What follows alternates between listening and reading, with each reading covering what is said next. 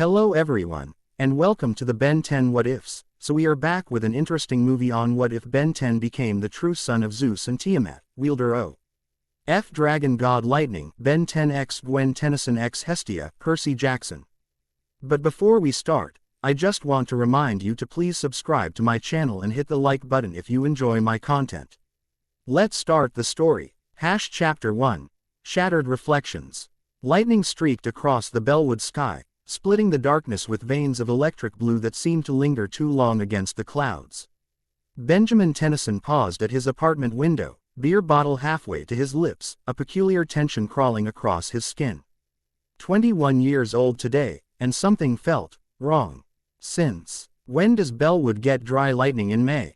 He murmured, pressing his palm against the cool glass. The Omnitrix on his wrist, sleeker now than the clunky prototype he'd worn as a 10-year-old, gave a sudden, sharp pulse that sent pins and needles racing up his arm. Ben winced, reflexively twisting the dial, but the familiar green glow remained stubbornly absent. Acting up again, Gwen Tennyson approached from behind. Her auburn hair swept into an elegant knot that emphasized the sharp intelligence in her emerald eyes. She wore a simple navy dress that made her look more like a young professor than a 21-year-old completing her master's in quantum physics and taumaturgical theory. Yeah, third time this week. Ben tapped the device with a fingernail. Azimuth hasn't returned my calls. The creator of the most powerful device in the universe isn't at your beck and call. Shocking. Her sardonic tone carried no real bite, softened by the slight curve of her lips. Gwen set down 2 shot glasses on the coffee table. Birthday tradition. 1 horrible shot, then I'll give you your present. Ben turned from the window with a grin, the momentary unease fading. You're getting predictable in your old age, says the man who's worn the same jacket since high school. She gestured to his favored green jacket, worn over a black t-shirt and jeans that had seen better days. It's called having a signature look. Ben dropped onto the couch, stretching his long legs. Years of fighting aliens had left him lean and muscular, though he carried himself with a casual ease that belied his combat experience. Where is everyone, anyway? I thought Kevin was bringing Zed. He'll be here. Roads are a mess with this weird weather. Gwen poured amber liquid into the shot glasses, her movements precise. Grandpa Max called. Something about unusual energy readings near Mount Rushmore Base. He's investigating personally. On my birthday. I'm wounded. Ben clutched his chest dramatically. The universe doesn't stop for Benjamin Tennyson's birthday. Gwen handed him a shot glass, raising her own. Even if it should. Ben clinked his glass against hers. To surviving another year without the universe imploding. To making it to legal drinking age without causing an interplanetary incident. Gwen's eyes sparkled with mischief. Well, not a major one, anyway. They downed the shots in unison. Ben grimaced as liquid fire scorched his throat. What was that? Jet fuel. Close. Hepestian whiskey. Picked it up at that supernatural bazaar in New Orleans. Gwen smirked. Legend says it was forged in divine flame. Tastes like it. Ben coughed, then froze as the Omnitrix emitted a high-pitched whine. Green light flickered erratically around the dial, strange symbols flashing across its surface, symbols he'd never seen before. Gwen. The apartment windows shattered inward with an explosive crack. Both cousins dropped instinctively to the floor as glass shards rained across the room. A massive shape darkened the window frame, humanoid but wrong, with leathery wings and what appeared to be a bull's head. Minotaur. Ben gasped, already rolling toward the kitchen counter for cover. Impossible. Gwen whispered, her hands glowing with mana. They're mythological, not alien. The creature bellowed, its voice rattling the remaining glass in the frames. It ducked its massive horned head, squeezing powerful shoulders through the window as it clambered into the apartment. Ben slapped the Omnitrix, desperately cycling through forms. Come on, give me XLR8, Homungosaur, anything. The device sparked painfully against his skin, the green light pulsing in strange patterns. The symbols rotating on its surface looked almost like letters.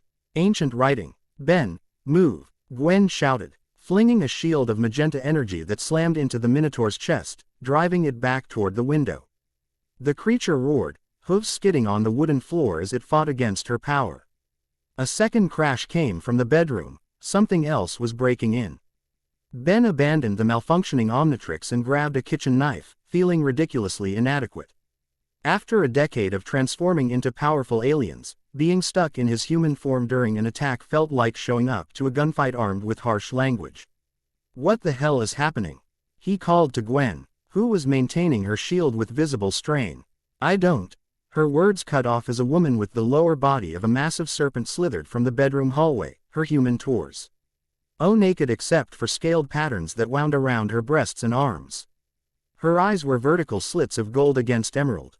"Lamia," Gwen whispered, recognition and disbelief mingling in her voice. The snake woman smiled, revealing fangs that dripped venom onto Ben's carpet. "The Son of Thunder awakens," she hissed, her voice carrying strange harmonics. "We have waited so long." "Lady, I don't know what you're talking about." "But you're paying for that window," Ben retorted, desperately trying to restart the Omnitrix with his free hand while keeping the knife pointed toward the Lamia. A third crash came from the bathroom, the small window there shattering as what appeared to be a man made entirely of water poured through, solidifying into a translucent humanoid shape with eyes like whirlpools. "Seriously?" Ben backed against the wall. "What is this, mythological creature convention weekend?" The Omnitrix suddenly burned white-hot against his skin. Ben cried out, dropping to one knee as pain lanced up his arm. The device's surface cracked, green light bleeding through like radioactive blood. "Ben!" Gwen cried, momentarily distracted, just long enough for the Minotaur to charge through her weakened shield, sending her flying into the bookshelf. Time seemed to slow. Ben watched Gwen crumple to the floor, books cascading around her. The three mythological creatures converged on him, expressions triumphant and hungry. The Lamia reached for him with scaled hands, her tongue flicking between her lips. "The seal breaks," she whispered. "The bloodline awakens." Something snapped inside Ben, a dam breaking, releasing pressure he hadn't known was building. The pain in his wrist spread upward, racing along his veins like liquid lightning. The Omnitrix shattered completely, fragments embedding in his skin. But instead of blood, golden light poured from the wounds. "What's happening to me?" Ben gasped, watching in horror as blue-white electricity began to crackle between his fingers. The creatures halted their advance, expressions shifting from triumph to uncertainty. The water elemental actually stepped back, its fluid form rippling with what looked like fear. The binding was stronger than anticipated, it gurgled, voice bubbling like a drowning man's. "He transforms already." Ben felt a strange itching sensation across his shoulders and spine. His skin burned, not painfully but with intense pressure, as though something beneath needed to break free. The electrical discharge from his hands intensified, arcing toward the metal fixtures in the kitchen. His vision blurred, then sharpened with predatory clarity. The Lamia struck suddenly, lunging for his throat. Operating on pure instinct, Ben raised his arm, and a bolt of light and palm, striking her squarely in the chest. She flew backward with a shriek, crashing through the already broken window and disappearing into the night. The Minotaur bellowed in rage, lowering its horns to charge. Ben felt his back split open, not with pain but with release, as something unfurled from his shoulder blades. He caught his reflection in the shattered glass of a picture frame, scaled wings, iridescent blue green and crackling with electrical energy, had emerged from his back. "What the fuck?" he whispered, shock momentarily overwhelming everything else. The distraction cost him. The Minotaur's charge caught him in the midsection, carrying him through the drywall and into the bathroom beyond. Porcelain shattered as they crashed into the shower stall, tiles cracking beneath Ben's back. The creature's hot breath washed over his face, smelling of brimstone and ancient blood. Panic and rage fused into something primal within Ben. His hands, now tipped with scaled claws, grasped the Minotaur's horns. Electricity coursed from his body into the creature, which bellowed in agony. With strength he'd never possessed, Ben heaved the massive beast aside, sending it crashing through the bathroom wall and into the apartment next door. Staggering to his feet, Ben caught sight of himself in the fractured bathroom mirror. Golden scales had emerged along his jawline and down his neck, disappearing beneath his shirt collar. His eyes had changed, the familiar green now slitted like a reptile's and glowing with internal light. The wings on his back flexed unconsciously, sending small arcs of electricity dancing across the metal shower fixtures. Gwen, he gasped, remembering his cousin. He stumbled back through the hole in the wall, nearly colliding with the water elemental. The creature Rieger dead him with what might have been respect. The awakening proceeds faster than foretold. Your mother's blood runs strong. I don't have time for cryptic bullshit, Ben snarled, surprised by the deeper resonance in his voice. Where's Gwen? A sudden flash of magenta light answered his question. Gwen stood in the center of the living room, magical energy swirling around her in protective layers. Her eyes widened as she took in Ben's transformed appearance. Ben, is that you? I think so. He flexed his clawed hands. Not entirely sure at the moment. The water elemental flowed around the furniture, circling them both. Children of ancient lines, the prophecy unfolds. The Sky Father's son emerges, as does the witch daughter. The veil thins. Would someone please start making sense? Ben's patience evaporated. He felt the electricity building within him again, responding to his emotions. Why are mythological creatures attacking my apartment? What happened to the Omnitrix? And why do I suddenly look like I belong on Game of Thrones? The front door exploded inward before anyone could answer. All three turned to see a woman standing in the doorway, silhouetted against the storm-dark hallway. She appeared ordinary at first glance, medium height, athletic build, wearing jeans and a simple red blouse. But her eyes glowed with internal flame, and the air around her shimmered with heat. That's quite enough, she said, her voice carrying authority that seemed to resonate on multiple levels. You've made your point, Naiades. The seal is broken. Return to your master. The water elemental rippled, its fluid form condensing. Hearth tender, you overstep. The dragon prince must be tested. The time for testing will come. The woman stepped into the apartment, and warmth radiated from her like a physical force. But not today, not here, not by your kind. Go. For a tense moment, the elemental seemed ready to resist. Then it bowed, a strange undulation of its watery form, and dissolved. Flowing back through the broken bathroom window like a retreating tide. Ben stared at the newcomer, electricity still crackling between his fingers. Who are you? What's happening to me? The woman's fiery gaze softened as she looked at him. My name is Hestia. And what's happening? Benjamin Tennyson, is that you're finally becoming who you were always meant to be? Hestia. Gwen stepped forward, magical shields still shimmering around her. As in the Greek goddess of the hearth. The very same. Hestia smiled, an expression of profound warmth. Though that's a rather simplified translation of my domain. Ben felt his knees weaken. The adrenaline that had carried him through the fight was ebbing, leaving exhaustion in its wake. The wings on his back drooped, and he sagged against the wall. This can't be happening. Greek mythology isn't real. Aliens, sure. Magic, fine. But gods, says the boy with dragon wings and lightning at his fingertips.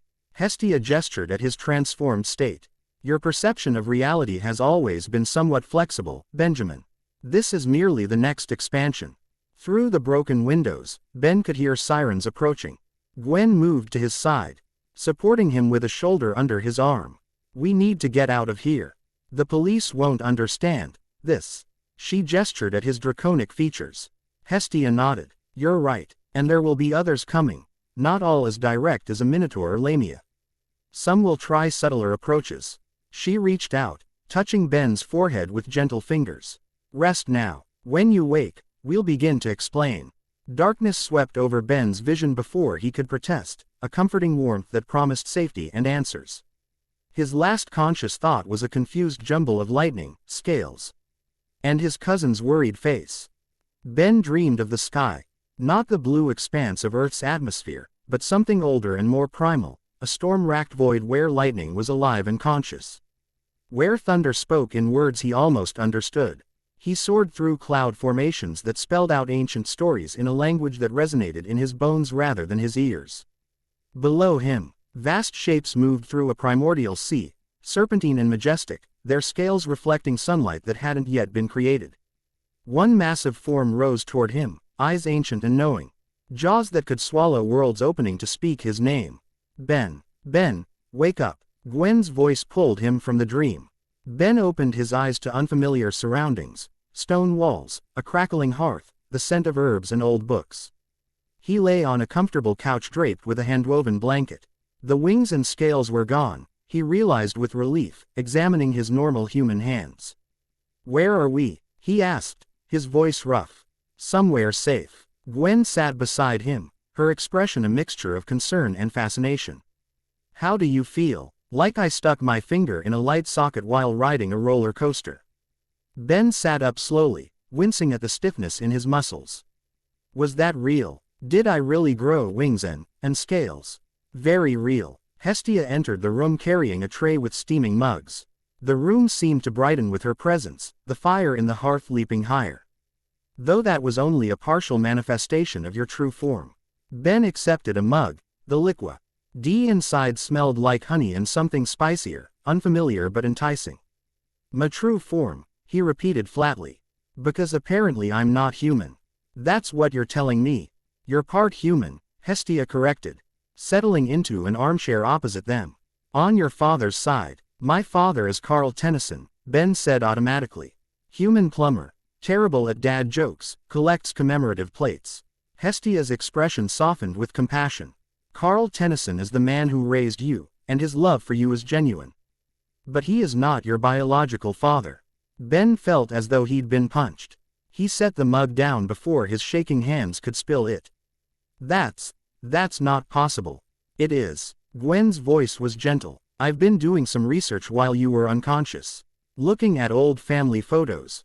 Birth records. She pulled out her phone, showing him an image of what appeared to be a birth certificate. Look at the date. Ben squinted at the screen. That says I was born 2 years before the date I've always celebrated. And look at the parents' names. Where Carl and Sandra Tennyson's names should have been, the document listed, unknown, and Sandra Tennyson, adoptive. This doesn't make sense, Ben whispered. Why wouldn't they tell me? And if Carl isn't my father, then who is? Zeus, Hestia said simply. God of thunder, king of Olympus, my younger brother. Ben barked a laugh that contained no humor. Right, and I suppose my mother is Hera. No, Hestia's expression darkened. Your mother is far more ancient than any Olympian. Her name is Tiamat, primordial dragon goddess of chaos and creation. And their forbidden union nearly caused a war that would have destroyed multiple pantheons. The room fell silent except for the crackling of the hearth fire. Ben stared at Hestia, waiting for the punchline. When none came, he turned to Gwen, hoping for some sign that this was an elaborate birthday prank. She's telling the truth, Ben, Gwen said softly. Or at least, she believes she is. And after what I saw in the apartment. She trailed off, gesturing at him helplessly. Ben ran his hands through his hair, trying to process. So the Omnitrix was never alien technology, Hestia finished. Azimuth is not a Galvan inventor but a divine craftsman who works across pantheons. The device was designed as a seal, containing your true nature until you reached maturity. And now that I'm 21, it's breaking down. Ben looked at his wrist, where scars from the shattered device were already fading. The seal was always meant to degrade gradually, allowing your divine essence to emerge slowly. But something accelerated the process. Hestia frowned. The attacks tonight were no coincidence. Someone wants to force your awakening. Before you're ready to control your powers. Who, and why? There are many who would use a child of Zeus and Tiamat as a weapon. Hestia sipped from her own mug. You represent a union of sky and primordial chaos. Olympian order and draconic wildness. Such power, properly harnessed, could upset the balance between pantheons. Ben's head was spinning. He reached for the mug again, needing something to ground him. The liquid inside tasted like liquid sunlight, warming him from within and clearing some of the fog from his mind.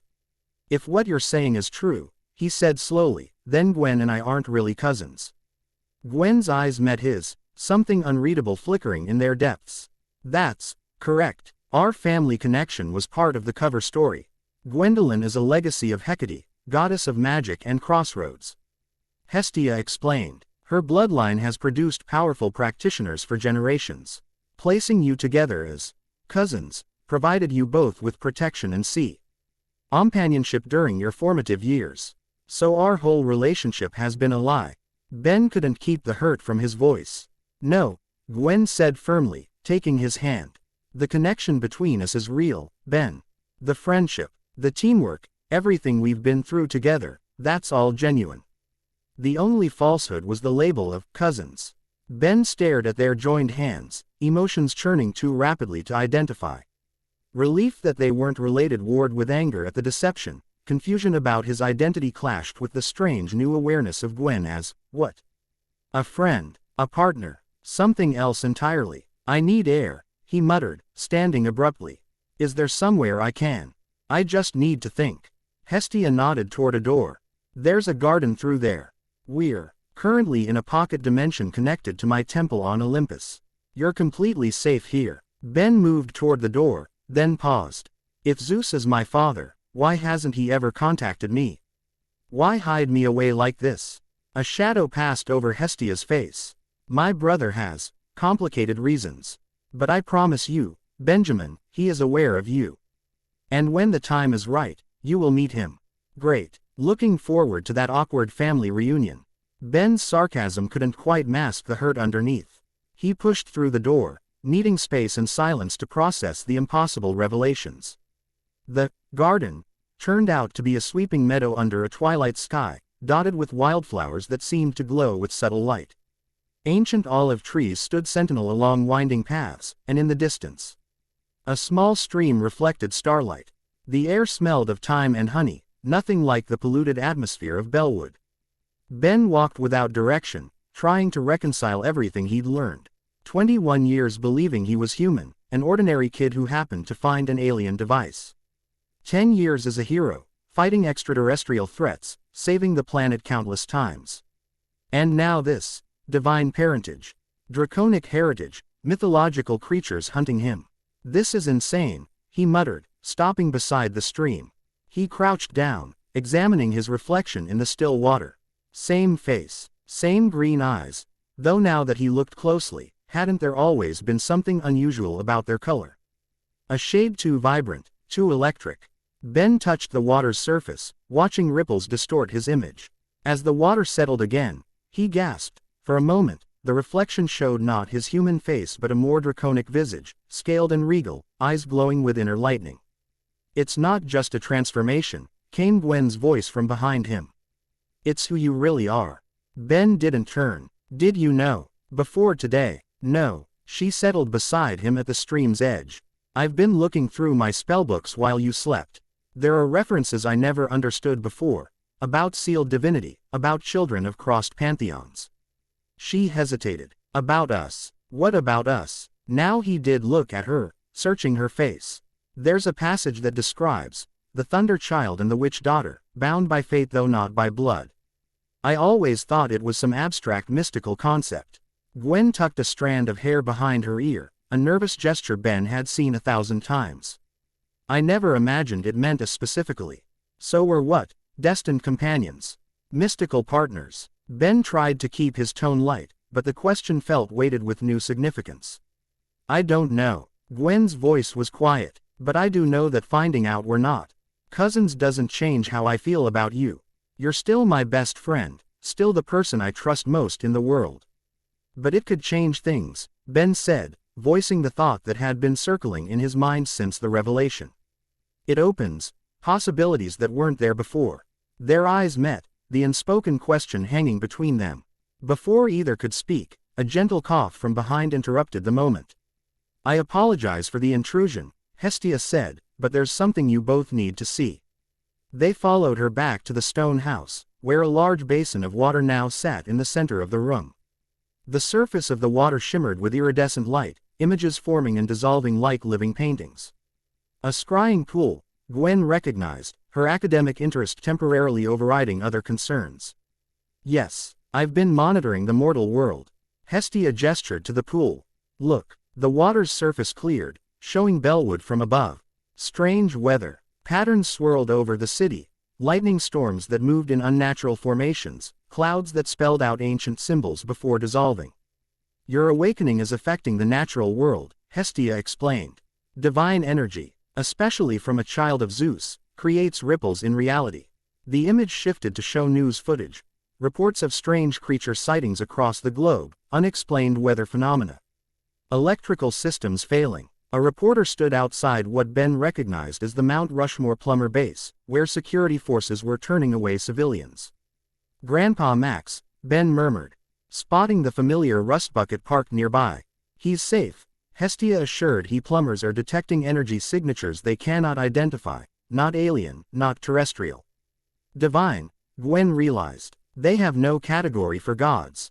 "Precisely." Hestia waved her hand, and the image shifted again to show a world map with glowing points of light. "These are locations where the barriers between divine realms and the mortal world have begun to thin. Your awakening is acting as a catalyst, Benjamin, destabilizing the careful separation maintained for millennia." "Great. So I'm causing a global crisis by existing." Ben's self-deprecating humor couldn't hide his genuine concern. "How do we fix it?" "You must fully embrace your heritage," Hestia said. "Learn to control your divine powers rather than suppressing them. The Omnitrix was containing the energy, but now that it's broken, you must become the container." "And if I can't?" Hestia's expression was grave. "Then the barriers will continue to weaken. More creatures will cross over. Weather patterns will grow more extreme. Eventually, the mortal world could become a battleground for forces it is not prepared to face." "No pressure," Ben muttered. He looked at his hands, remembering the lightning that had flowed from them. "How do I even begin to control something like this?" "I can help with the magical aspects," Gwen offered. "If my connection to Hecate is real, I should be able to access more advanced spells, create protective wards. And I will guide you in understanding your divine nature," Hestia said. "But for your draconic heritage." She hesitated. "What?" Ben pressed. "Is there something else you're not telling us?" The scrying pool's surface rippled again, this time showing a temple complex nestled in misty mountains that resembled the landscapes of ancient Chinese paintings. Dragons, smaller than Ben had imagined but still magnificent, soared around stone spires. "The Eastern Dragon Court," Hestia explained. "Your mother's people, though she was somewhat estranged from them. They have been monitoring your development from afar." "They knew about me?" Ben asked, surprised. "Oh yes. In fact, they've been preparing for your awakening for some time." Hestia looked uncomfortable. "There are certain arrangements that were made before your birth." Ben had a sinking feeling. "What kind of arrangements?" Before Hestia could answer, the scrying pool flashed with golden light. A new image formed. A young woman with striking features, straight black hair that fell to her waist, and eyes that shifted color like opals. She wore formal attire that resembled a modernized kimono, deep blue with silver embroidery. "Princess Kata requests permission to cross the threshold," said a disembodied voice that seemed to come from the pool itself. Hestia looked to Ben. "This is your sanctuary. The decision is yours." Ben glanced at Gwen, who shrugged, equally confused. Permission granted, I guess." The pool's surface erupted in golden flame that caused both Ben and Gwen to step back. The fire rose in a column, then dissipated to reveal the young woman from the image, now standing physically before them. She surveyed the room with those remarkable shifting eyes before focusing on Ben. "Benjamin Tennyson," she said, her voice musical yet formal. "Son of Zeus and Tiamat, bearer of the twin divine legacy." She bowed deeply. "I am Kata Ryusei of the Eastern Dragon Court. I have come to fulfill the ancient pact." "Ancient pact?" Ben echoed warily. Kata straightened, her gaze direct. "Yes, the agreement made between Zeus and the Dragon Emperor to ensure peace between our realms following your conception." She spoke matter-of-factly, as though discussing the weather rather than cosmic politics. "I am your betrothed, promised to you at birth to seal the alliance between sky and scale." The silence that followed was absolute. Ben stared at Kata, certain he'd misheard. Gwen's face had gone very still beside him. What now?" Ben finally managed. "Your intended mate," Kata clarified, apparently mistaking his shock for confusion. "Your fiancé, in mortal terms. Though the ceremony cannot proceed until you've completed your divine awakening and mastered both aspects of your heritage." Ben turned to Hestia, who had the grace to look apologetic. "You knew about this. It's complicated, Benjamin. Divine politics often involves such arrangements." "Politics?" Ben's voice rose. "This is my life we're talking about. You can't just arrange me to marry someone I've never met." Kata's expression remained composed, though something flickered in those opalescent eyes. I understand this must be disorienting for you. You've been raised with Western notions of individualism and romantic choice. I assure you, I harbor no illusions about love in this arrangement. It is a matter of duty, bloodlines, and cosmic balance. That doesn't make it better. Ben ran his hands through his hair in frustration. Perhaps this is a discussion best had after everyone has had time to process today's revelations, Gwen suggested diplomatically, though Ben didn't miss the tension in her voice. It's been an overwhelming day. Of course. Kata inclined her head. I merely wished to make my presence known now that the seal has broken. There will be others seeking you out. Benjamin Tennyson. Not all with honorable intentions. Her eyes flicked to his bare wrist. Without the omnitrix concealing your divine signature, you are visible to all pantheons. Great. More mythological creatures crashing through my windows. Ben sighed, feeling the weight of the situation pressing down on him. What happens now? Now, Hestia said gently, you rest. Tomorrow, we begin your training, both of you. She included Gwen with a nod. The path ahead will not be easy, but you won't walk it alone. Ben looked from Hestia to Kata to Gwen, his world transformed in ways he couldn't have imagined when he woke up this morning. 21 years old, and suddenly nothing was as it seemed. Not his identity, not his relationship with Gwen, not the nature of reality itself. Happy birthday to me, he muttered. Outside, lightning split the sky, responding to the turmoil of emotions within the son of Zeus and Tiamat, whose true awakening had only just begun. Chapter 1 End Chapter 2, Divine Currents. Dawn broke over Hestia's sanctuary with impossible beauty, colors that didn't exist in the mortal realm bleeding across the horizon like watercolors on silk. Ben stood on a marble terrace, watching the spectacle with new eyes.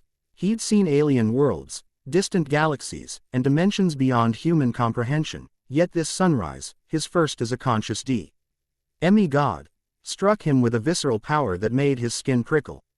Beautiful, isn't it? Kata's voice came from behind him, musical yet composed. The threshold between night and day has always been sacred to dragons.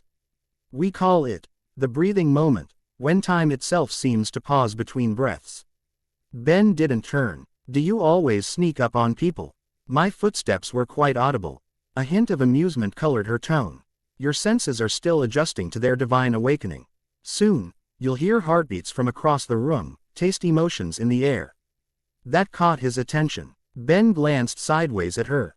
In morning light, Kata appeared even more striking, her skin luminescent, her eyes shifting between blue, silver, and something deeper that reminded him of opals. She'd exchanged yesterday's formal attire for training clothes, a fitted tunic of midnight blue over loose pants, her waist-length black hair bound in an intricate braid. You're staring, she observed, not unkindly. Sorry. Ben returned his gaze to the sunrise. This is all just a lot. I know. For the first time, sympathy softened her formal demeanor. I was 12 when my draconic heritage fully manifested. I nearly burned down my mother's garden when I sneezed lightning. The mental image startled a laugh from Ben. Seriously, Eastern dragons command storm energy as well as fire. Kata's lips curved slightly. THNDs toward the controlled. Your father's thunderbolts are rather more dramatic. The mention of Zeus sobered Ben immediately. Yeah, well, I wouldn't know. Not exactly present in my life, was he? The separation was necessary. Kata's voice grew quiet. Had Olympus and the dragon courts openly acknowledged you, the resulting conflict might have destroyed several dimensions. So I keep hearing. Nobody's explained why, though. Ben turned fully toward her now. What exactly happened between Zeus and Tiamat? The name felt strange on his tongue. His birth mother. A being he knew nothing about beyond ancient mythology. Kata studied him, those opalescent eyes unreadable. It is not my story to tell in full. But I can show you something that might help you understand. She extended her hand. If you're willing. Ben hesitated, then took her offered hand. Her skin felt warmer than human normal, with a subtle texture like the finest suede. The moment their fingers interlaced, the world around them shimmered, reality thinning like gossamer. What are you? Memory walking, Kata explained as the sanctuary dissolved around them. Eastern dragons preserve ancestral memories in our bloodlines. I cannot access your mother's memories directly, but I can show you the echoes that reverberated through draconic history. The world reformed into a mountainous landscape that seemed both ancient and timeless, massive peaks wreathed in clouds that glowed with internal lightning, valleys lush with vegetation unlike anything on earth. Strange creatures soared through the skies, dragons of various sizes and colors, some serpentine and others more reptilian. The dragon realms, as they existed before the Great Separation, Kata's voice explained. Though her physical form had become translucent beside him, when divine pantheons still moved freely between dimensions. A massive temple complex sprawled across one mountainside, its architecture blending organic and geometric forms in ways that challenged human perception. Dragons in partially humanoid form moved through courtyards and halls, engaged in activities Ben couldn't quite comprehend, manipulating energies, communing with elements, conducting rituals with precise movements. The Dragon Emperor's court, Kata continued, where your mother was born, seventh daughter of the Emperor himself. The scene shifted, focusing on a young woman moving through the temple gardens. Though her form was human, there was something unmistakably draconic in her grace, a predatory awareness in every movement. Her hair cascaded down her back like liquid obsidian, and when she turned, her eyes blazed with inner fire. Though her features differed from how mythology portrayed Tiamat, Ben felt an instant, visceral recognition. Mother, he whispered, the word emerging unbidden. Tiamat was considered rebellious even by dragon standards, Kata explained as they watched the young goddess practice complex forms that seemed part martial art, part magical ritual. She questioned the ancient segregation of pantheons, the rigid hierarchies of divine courts. She believed interaction between divine realms could strengthen rather than threaten. The scene dissolved, reforming into what Ben recognized as Mount Olympus from classical artworks, though far grander and more alive than any human depiction. Massive columns of impossibly perfect marble rose toward clouds that churned with controlled storm energy. Gods and goddesses in flowing chitons moved through colonnaded halls, their forms radiating power visible to Ben's newly awakened senses. A younger Zeus appeared, striding through the throne room. Though physically resembling the classical depictions, powerful build, majestic beard, commanding presence, his eyes contained storms that made Ben's breath catch. He recognized that energy, had felt it coursing through his own veins during his transformation. A diplomatic mission bro. UGHT representatives from various pantheons to Olympus, Kata narrated as they watched Zeus greeting divine emissaries, Egyptian figures with animal heads, Norse gods in battle regalia, and a small legation of dragon people including Tiamat. Your mother was included despite concerns about her progressive views. Ben watched the historical figures interact, noticing how Zeus's attention repeatedly returned to the dragon princess. How Tiamat's formal diplomatic mask slipped when their eyes met. They were drawn to each other immediately, Kata said, her voice softening. Both powerful, both chafing under their responsibilities, both believing in a different future for the divine realms. The scenes accelerated, showing clandestine meetings in Olympian gardens, heated debates that transformed into something more intimate. Stolen moments between official functions. Ben felt like a voyeur watching his parents' courtship, but couldn't look away. These were pieces of himself, his origin, his identity. Their affair was discovered, Kata continued as the memory landscape darkened, storm clouds gathering over Olympus and the dragon realms simultaneously. Hera's rage was legendary, but the Dragon Emperor's fury was cataclysmic. Ancient treaties between pantheons forbade such unions, particularly between such powerful bloodlines. Lightning split the sky in the memory, striking between the realms, opening fissures in reality itself. Armies gathered, Olympian forces on one side, draconic legions on the other. War seemed inevitable. Kata's voice grew somber.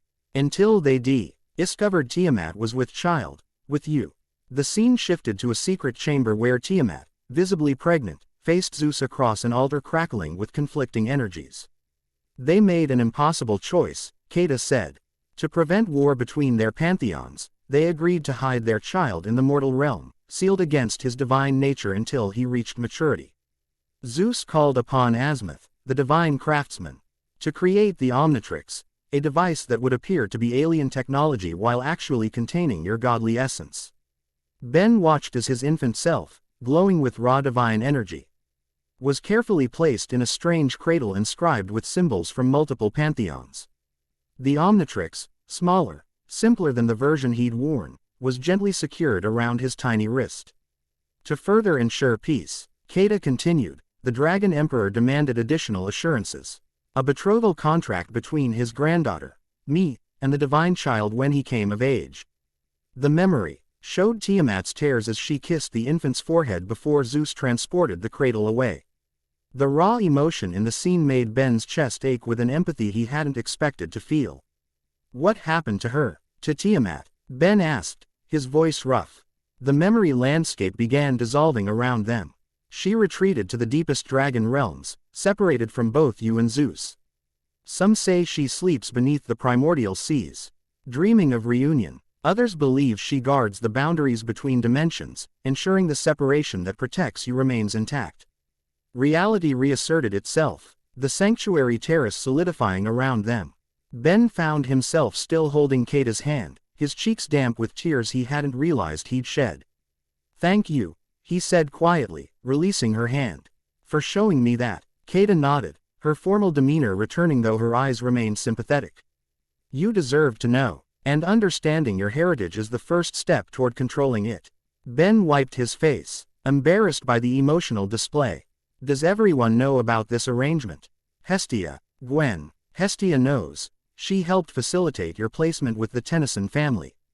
Keita hesitated. "As for Gwendolyn, I suspect this is new information for her as well." "Great." Ben sighed, running a hand through his hair. "So I've got a fiancé I just met, parents who aren't my parents. Divine powers I can't control, and who knows how many mythological creatures gunning for me. Anything else I should know?" "Many things," expected frankness. "But perhaps we should focus on ensuring you survive long enough to learn them. Your training cannot wait." Benjamin Tennyson. The barriers between realms grow thinner by the hour. As if on cue, Hestia appeared in the doorway to the terrace. Her simple red dress flowing around her like living flame. "Breakfast is prepared. You'll need your strength for today's lessons." Ben gave the sunrise one last look. 24 hours ago, he'd been as ordinary as an Omnitrix-wielding hero could be, human celebrating his birthday. Now he stood at the threshold of a new reality, his identity, his past, and his future all transformed.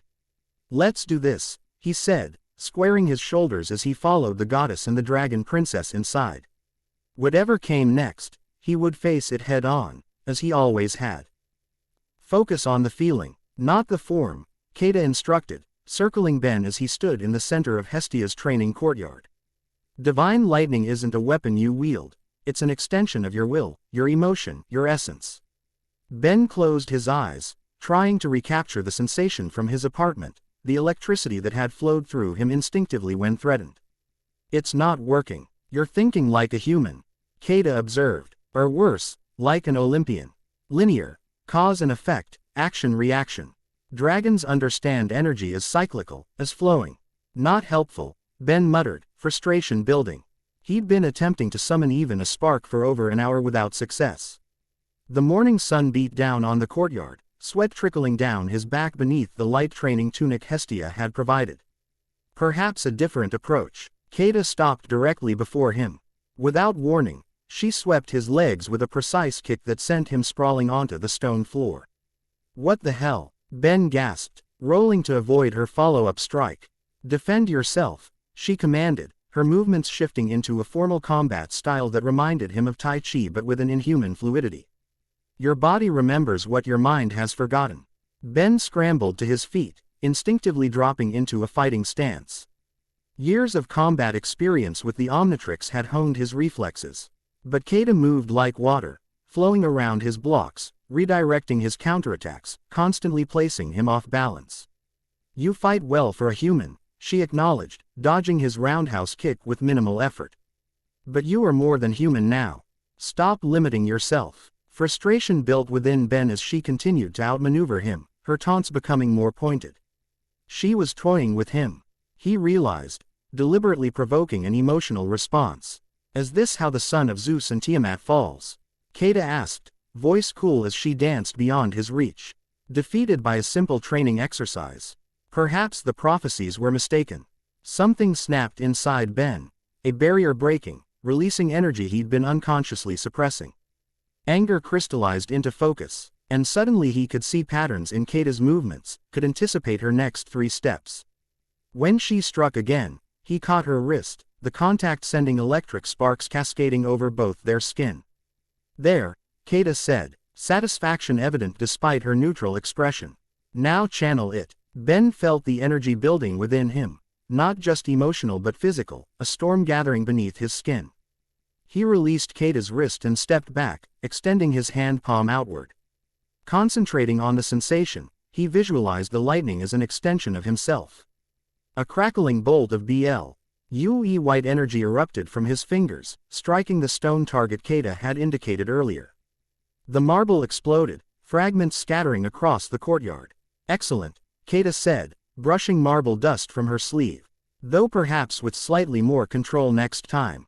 Ben stared at his hand, watching smaller electrical discharges dance between his fingers.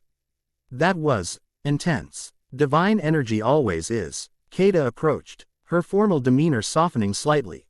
"Your father's lightning is particularly volatile, raw power channeled through divine will. Your mother's draconic influence should eventually provide greater precision, but that will require more specialized training. How am I supposed to control this?" Ben closed his fist, extinguishing the lingering electricity. Quote, "I can't exactly walk around shooting lightning bolts whenever I get annoyed." "The same way any godling learns," came Hestia's voice from the courtyard entrance. "Practice, discipline, and time." The goddess approached, accompanied by Gwen, whose eyes widened at the destroyed target. "I see the lightning lessons are progressing," Gwen observed dryly. Ben felt an unexpected flush of pride at her impressed expression. "Just getting started. How's your morning been?" "Educational." Gwen held up an ancient-looking book bound in what appeared to be silver. "Hestia's been helping me understand my connection to Hecate. Apparently, I've been using about 5% of my actual magical potential." "Gwendolyn has remarkable aptitude," Hestia confirmed, warmth evident in her voice. Once freed from the misconception that her powers came from her alien grandmother, she's advancing rapidly. "Show me," Ben encouraged, genuinely curious. Gwen smiled, a confident expression that transformed her face. She extended her hands, and instead of her usual pink magenta energy constructs, silver-violet light flowed from her fingertips, forming complex geometric patterns in the air. The symbols rotated, expanded, contracted in a mathematical dance that somehow conveyed meaning beyond their visual appearance. "Hecate's crossroads casting," Hestia explained for Ben's benefit. "A fundamental technique for manipulating multiple potential realities simultaneously. It's like seeing probability as a physical force," Gwen added, her eyes glowing with the same silver-violet light. "I can identify the optimal path through competing possibilities." With a fluid gesture, she collapsed the magical construct, sending the energy flowing across the courtyard to envelop the shattered marble target. Ben watched in amazement as the fragments reversed their explosion, reforming into the undamaged column. "Temporal manipulation," Kata observed, impressed despite herself. "Very advanced for a legacy witch." "I've always been a quick study," Gwen replied with a hint of competitive edge that made Ben suppress a smile. Some things hadn't changed. Then, Gwen still hated being underestimated. Quote, "Both of you are progressing faster than anticipated," Hestia said. "Which is fortunate, given the accelerating timeline." "What timeline?" Ben asked, immediately alert to the concern in the goddess's voice. Hestia gestured, and a portion of the courtyard wall shimmered, transforming into something like a viewing screen. It showed various news reports from around the world, unexplained weather phenomena, strange creature sightings. Archaeological sites suddenly glowing with ancient power. "The barriers continue to thin," she explained. "Your awakening has created a cascade effect. Mythologica. Beings are crossing into the mortal realm with increasing frequency. Can't you stop them?" Ben asked. "You're a goddess. My power is considerable, but limited to my domain," Hestia explained. "I can protect hearth and home, create sanctuaries like this one, but I cannot directly intervene in the affairs of other pantheons or prevent their denizens from crossing." "What about the other Olympians?" Gwen asked. "Shouldn't they be concerned about this too?" A shadow passed over Hestia's face. "The Olympian Council is divided on how to respond. Some view this as an opportunity rather than a crisis. Others are still processing the revelation of Benjamin's existence. You mean they didn't know about me either? Ben couldn't keep the disbelief from his voice. Zeus and I kept the secret between us. With Azimuth's assistance, Hestia admitted. Even Hera was unaware until recently. Ed, I'm sure she's thrilled about another of Zeus's kids running around. Her reaction has been predictable. Hestia acknowledged diplomatically, which is partly why this sanctuary remains your safest option for now. We can't hide forever, Ben pointed out. And I can't just abandon Aya. RTH to monster attacks and weird weather. People will get hurt. No one is suggesting abandonment, Kata interjected. But confronting these incursions requires preparation. You're still discovering your capabilities, still vulnerable. I've been protecting Earth since I was 10 years old, Ben countered, an edge entering his voice. Omnitrix or no Omnitrix, that responsibility doesn't change. Your dedication is admirable, Hestia said gently, but the threats you face now are different from alien invaders. Mythological beings operate by different rules, different weaknesses. Then teach me those rules. Ben's expression hardened with determination. Fast-track the training. I'm a quick study too. Kata and Hestia exchanged a look that suggested a silent communication. Finally, Kata nodded. There may be a way to accelerate your understanding, though not without risk. I'll take it, Ben said immediately. The dragon dream, Kata explained. A meditative state where draconic consciousness can surface more fully, integrating with your human and Olympian aspects. It could grant you instinctive knowledge of mythological threats and how to counter them. But, Ben prompted, sensing the unspoken caveat, but if you lose yourself in the dream, your human identity could be subsumed, Kata finished. The dragon aspect is ancient, powerful, and operates on instinct rather than reason. There's no guarantee Gwen Tennyson would emerge unchanged, or at all. Silence fell over the courtyard. Ben looked from Kata to Hestia to Gwen, weighing the risk against the mounting crisis. There has to be another option, Gwen said, concern evident in her voice. Something less dangerous. Time is the safer teacher, Hestia acknowledged. But as Benjamin observed, immortal world suffers while we deliberate. Ben took a deep breath, decision crystallizing. I'll do it, but I want Gwen with me, somehow. If anyone can keep me anchored to my human side, it's her. That might be possible, Kata said slowly. A psychic tether between you, maintained by Hecate's magic. Gwendolyn would serve as your anchor, your guide back from the depths of the dream. Absolutely not, Gwen crossed her arms. I'm not letting you risk your identity, Ben. People are in danger, Gwen, Ben countered. Our friends, our family, the whole world we've been protecting all these years. I can't just hide here and hope for the best. And what happens if you don't come back? Gwen demanded, stepping closer, her eyes flashing. If the Ben I know disappears into some dragon god consciousness, how does that help anyone? I'll come back, Ben said with quiet certainty, meeting her gaze. Because you'll be there to make sure I do.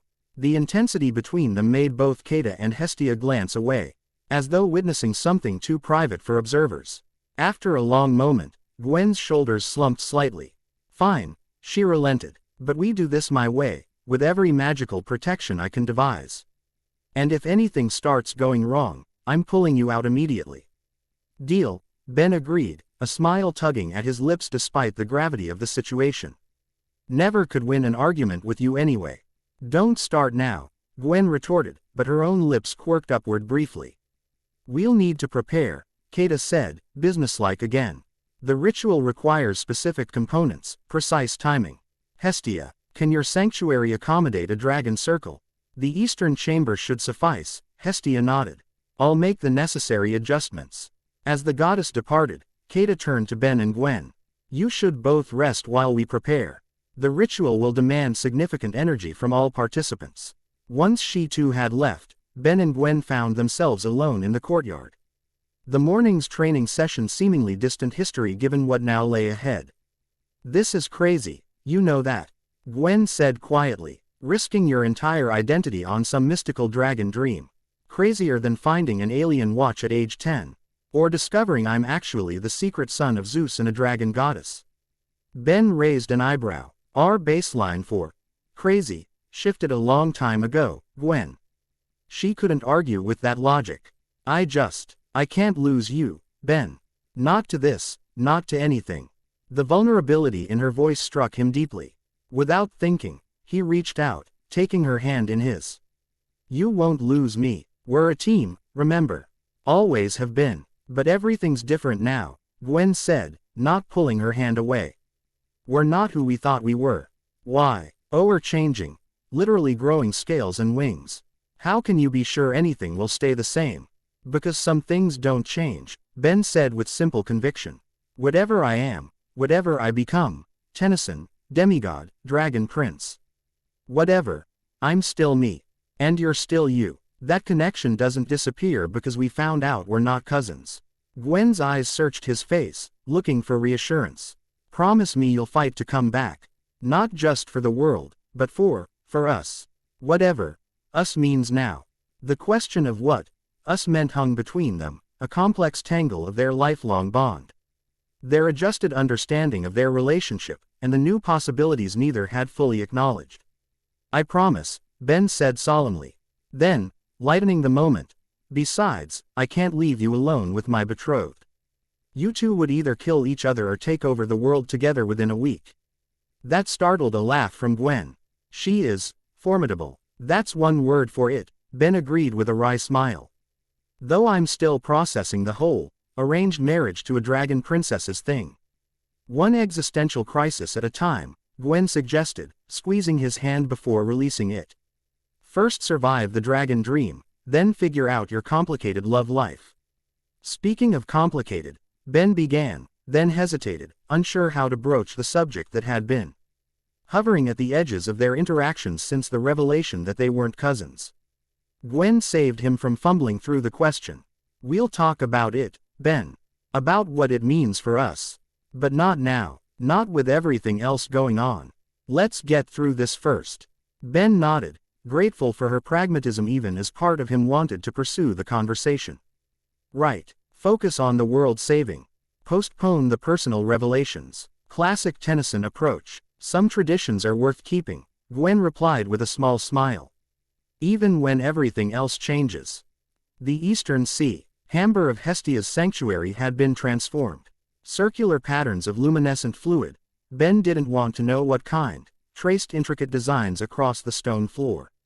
Braziers containing NT-colored flames marked the cardinal directions, each burning with otherworldly intensity. The air smelled of ozone, spice, and something deeper that reminded Ben of the ocean depths.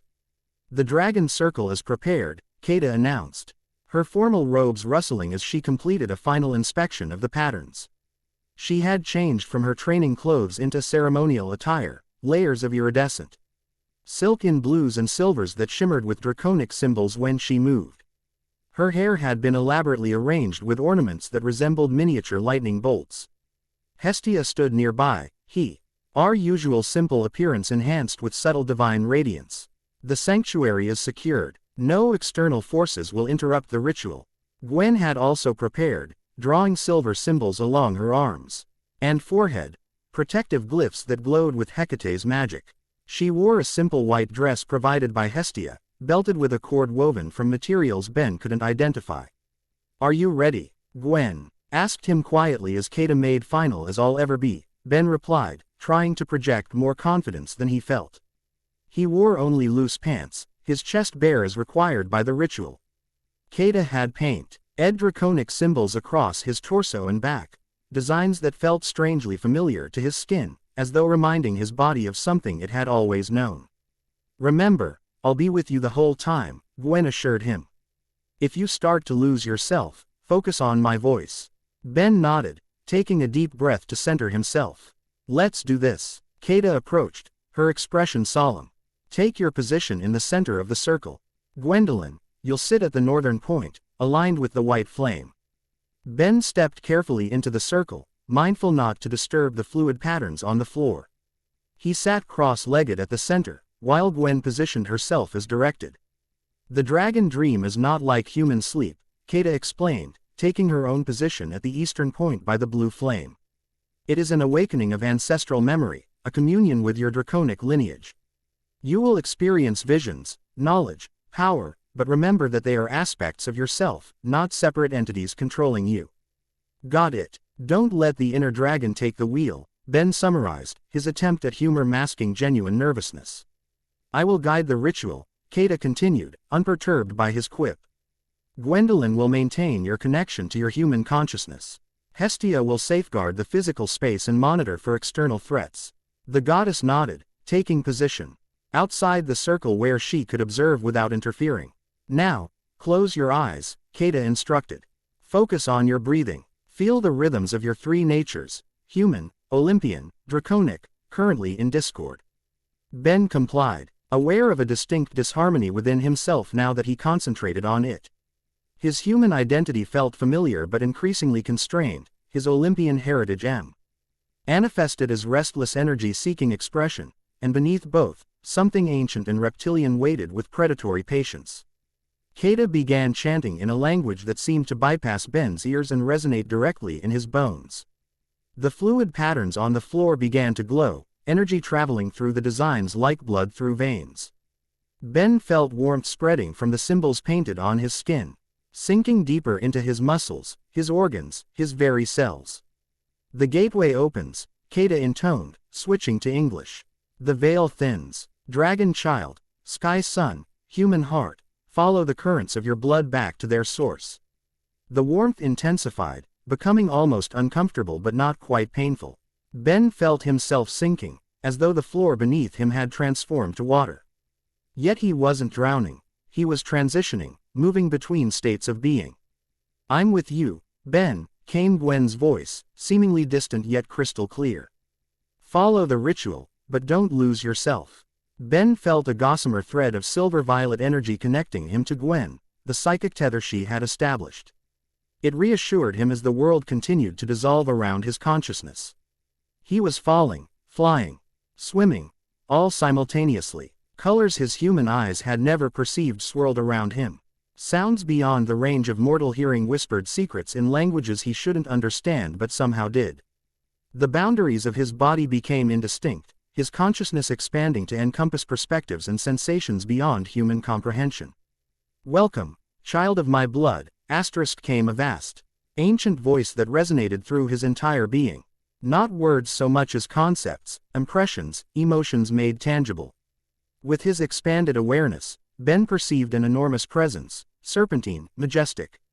Ancient beyond reckoning, scales that contained galaxies, eyes that had witnessed the birth of stars, wings that could eclipse suns. Not physically present, but connecting through bloodline and memory. Mother, Ben thought, the concept rather than the English word. A sensation of confirmation, tinged with pride and sorrow. You have awakened earlier than intended. The seal was meant to degrade gradually. There wasn't time. Ben communicated, conveying the urgency of the thinning barriers, the creatures crossing over, the threats to the mortal world. Understanding flowed from the vast presence, along with approval of his protective instincts. Your human heart serves you well. It balances the divine arrogance of your father's line, the primal power of mine. I am. Ages flooded Ben's consciousness. Knowledge of mythological beings, their strengths, weaknesses, motivations, understanding of the complex relationships between pantheons, recognition of divine energies and how to counter them. The information wasn't delivered as facts but integrated directly into his awareness, becoming instinctive rather than learned. This is what you sought, the presence acknowledged. But there is a cost to such knowledge. To fully access your draconic nature is to change irreversibly. Ben felt a subtle shift within himself, scales emerging not just externally but throughout his being. Reptilian instincts rising to challenge human ethics, ancient hungers awakening. The dragon aspect of his nature was powerful, seductive in its simplicity. Claim territory, accumulate power, eliminate threats, take mates. Ben. Gwen's voice cut through the transformation, the silver-violet tether pulsing with her presence. Remember who you are. The draconic instincts recoiled from the interruption. But Ben grasped the lifeline of her voice. I remember. I'm Benjamin Tennyson, hero of Earth, wielder of the Omnitrix. Then, with growing certainty, son of Zeus and Tiamat, but my own person. My own choices. The vast presence that was his mother's essence radiated approval. You understand the central challenge of your existence. Not choosing between human, Olympian, or dragon, but integrating all three into something new, something unique. How? Ben asked, feeling the draconic power still pushing against his human identity, the Olympian energy crackling with its own agenda. Balance requires a center. The concept flowed from Tiamat's essence. Find your core truth, the principle that defines you across all aspects of your being. Ben considered this as the competing natures warred within him. What remained constant whether he was human Gwen Tennyson, son of Zeus, or dragon royalty? The answer came with surprising clarity. Protection. Responsibility. Using power to defend, not dominate. The moment he articulated this core principle, the warring aspects of his nature paused in their struggle. It was as though he'd found a fulcrum point where all could exist in dynamic equilibrium rather than competition. Well chosen, came Tiamat's approval. Now shape your power around this center. Ben concentrated on the concept, visualizing his natures aligned in service to this core purpose. The draconic power ceased its push for dominance, instead flowing into a form he could direct. The Olympian lightning organized itself around his will rather than wild emotion. His human consciousness expanded to encompass the greater awareness without being overwhelmed by it. The integration begins, Tiamat observed. It will continue as you grow. As you face challenges that test your resolve. But the foundation is laid. Ben felt the change settling into his being, not a complete transformation, but a significant evolution. He could access draconic knowledge without losing his human identity, channel divine lightning without surrendering to Olympian arrogance. There is one more gift I would give you, Tiamat's essence communicated. A connection to claim when you are ready. Ben felt something like a key forming within his consciousness, a way to reach across dimensional barriers, to contact his mother's actual presence rather than just her ancestral memory. When the time comes, when you have mastered enough of your nature to withstand direct communication, use this. Will I see you then? For real? Boom and longing that colored the question. A complex emotion flowed from Tiamat, love tempered with pragmatic awareness of cosmic consequences. Perhaps, but know that I have watched over you from afar, through the veils between worlds. And I am proud of the heart that guides you. The connection began to fade, the vast presence receding as the ritual reached its natural conclusion. Ben felt himself rising back toward normal consciousness. The expanded awareness contracting though not disappearing entirely. Ben. Gwen's voice grew stronger, the tether pulsing with increased urgency. Ben, you need to come back now. Something's happening. His awareness snapped fully back to the ritual chamber with jarring speed. Ben opened his eyes to see the dragon circle still active, but Hestia and Kata both in defensive stances. Facing a disturbance at the room's center. The air had split open. There was no other way to describe it. A vertical fissure hung in space, edges crystalline and refracting light in impossible patterns. Through the opening, Ben glimpsed what appeared to be an enormous chamber filled with ticking clockwork mechanisms and swirling temporal energy. 3 figures stepped through the fort, humanoid but with subtle wrongness to their proportions. They wore identical gray suits that seemed to shift and blur at the edges, as though not fully committed to linear time. Their faces were smooth and mostly featureless, with only suggestions of eyes and mouth. Temporal agents, Kata hissed, blue energy crackling around her hands. What is the meaning of this intrusion? Violation 10E7394, stated the central figure in a voice that seemed to arrive before the words were spoken.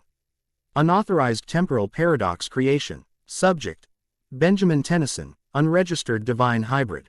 You have no authority here, Hestia declared, her usual warm demeanor replaced by divine authority that made the air shimmer with heat. This sanctuary exists outside your jurisdiction.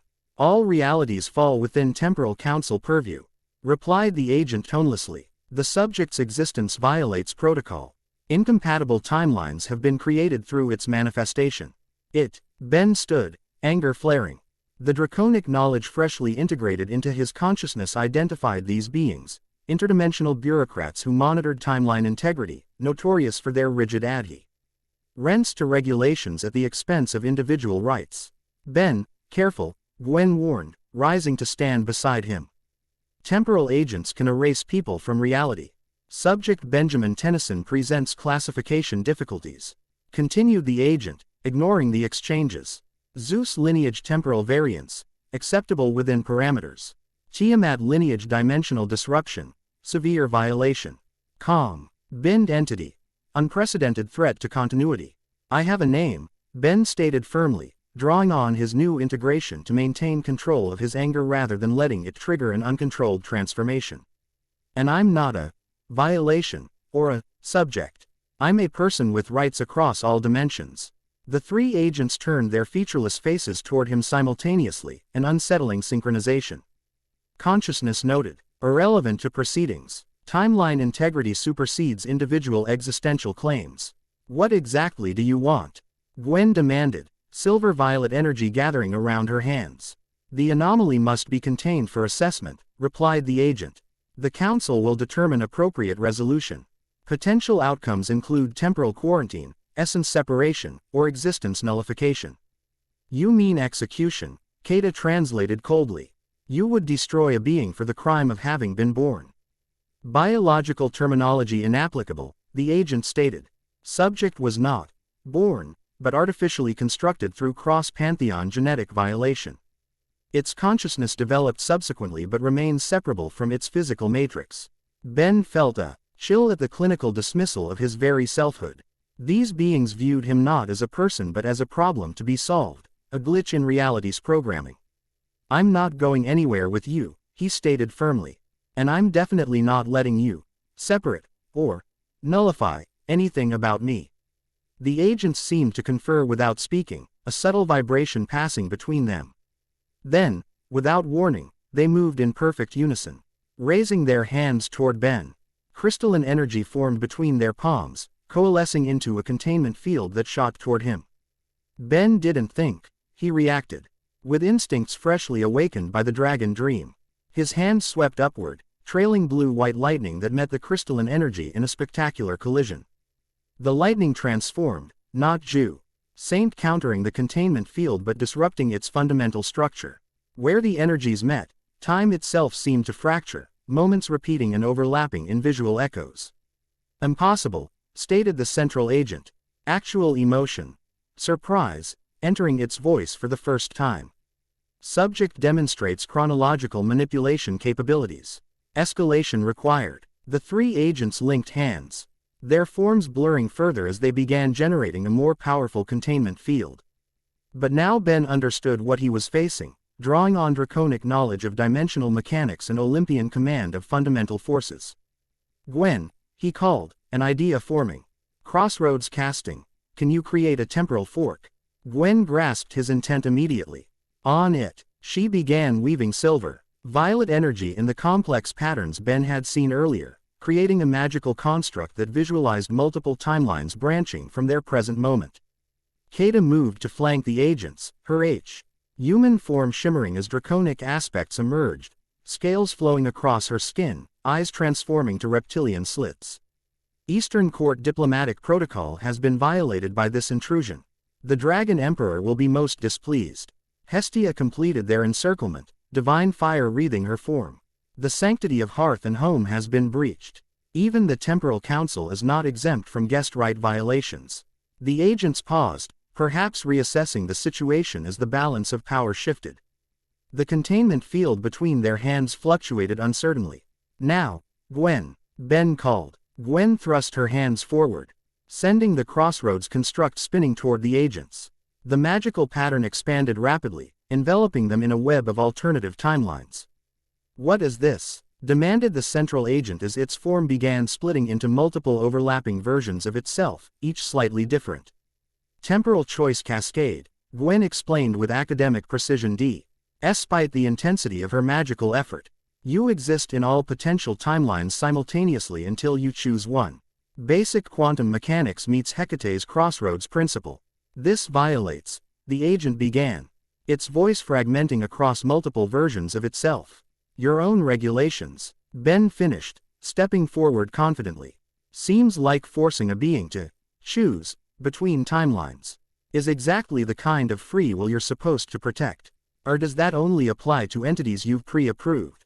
The agents struggled within the temporal web, their bureaucratic programming apparently conflicting with the situation Gwen had created. Unable to arrest Ben without themselves violating temporal choice protocols, they seemed caught in a logical paradox. The Council will reconvene on this matter, the central agent finally stated, its multiple versions gradually reconsolidating. Subject Benjamin Tennyson will be monitored pending formal hearing. Timeline variants continue to accumulate around this nexus entity.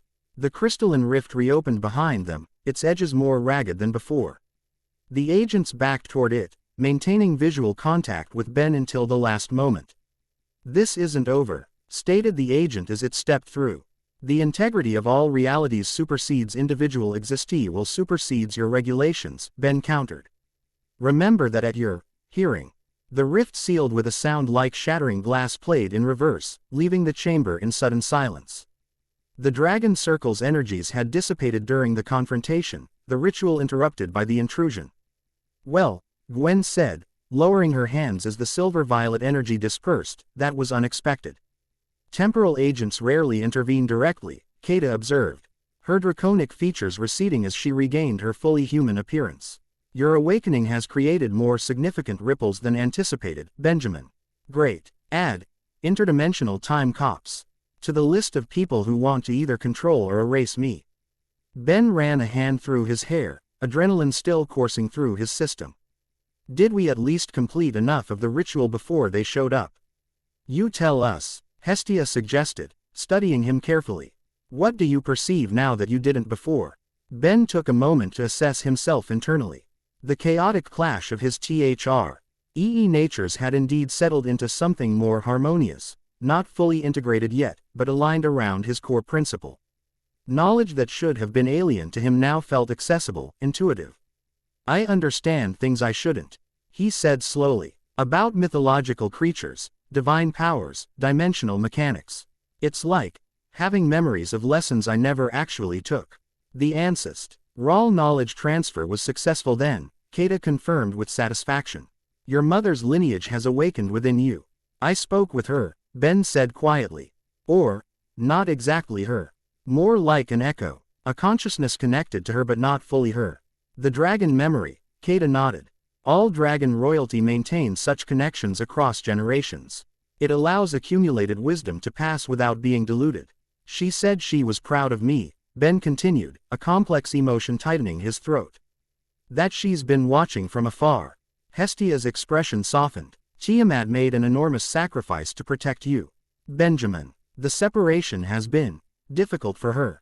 Can I meet her, for real?" Ben asked, the question emerging from the most human part of him, the child who had grown up never knowing his birth mother. "Perhaps, eventually," Kata said carefully. "The barriers between realms remain delicate. Direct contact between you might have consequences beyond our prediction."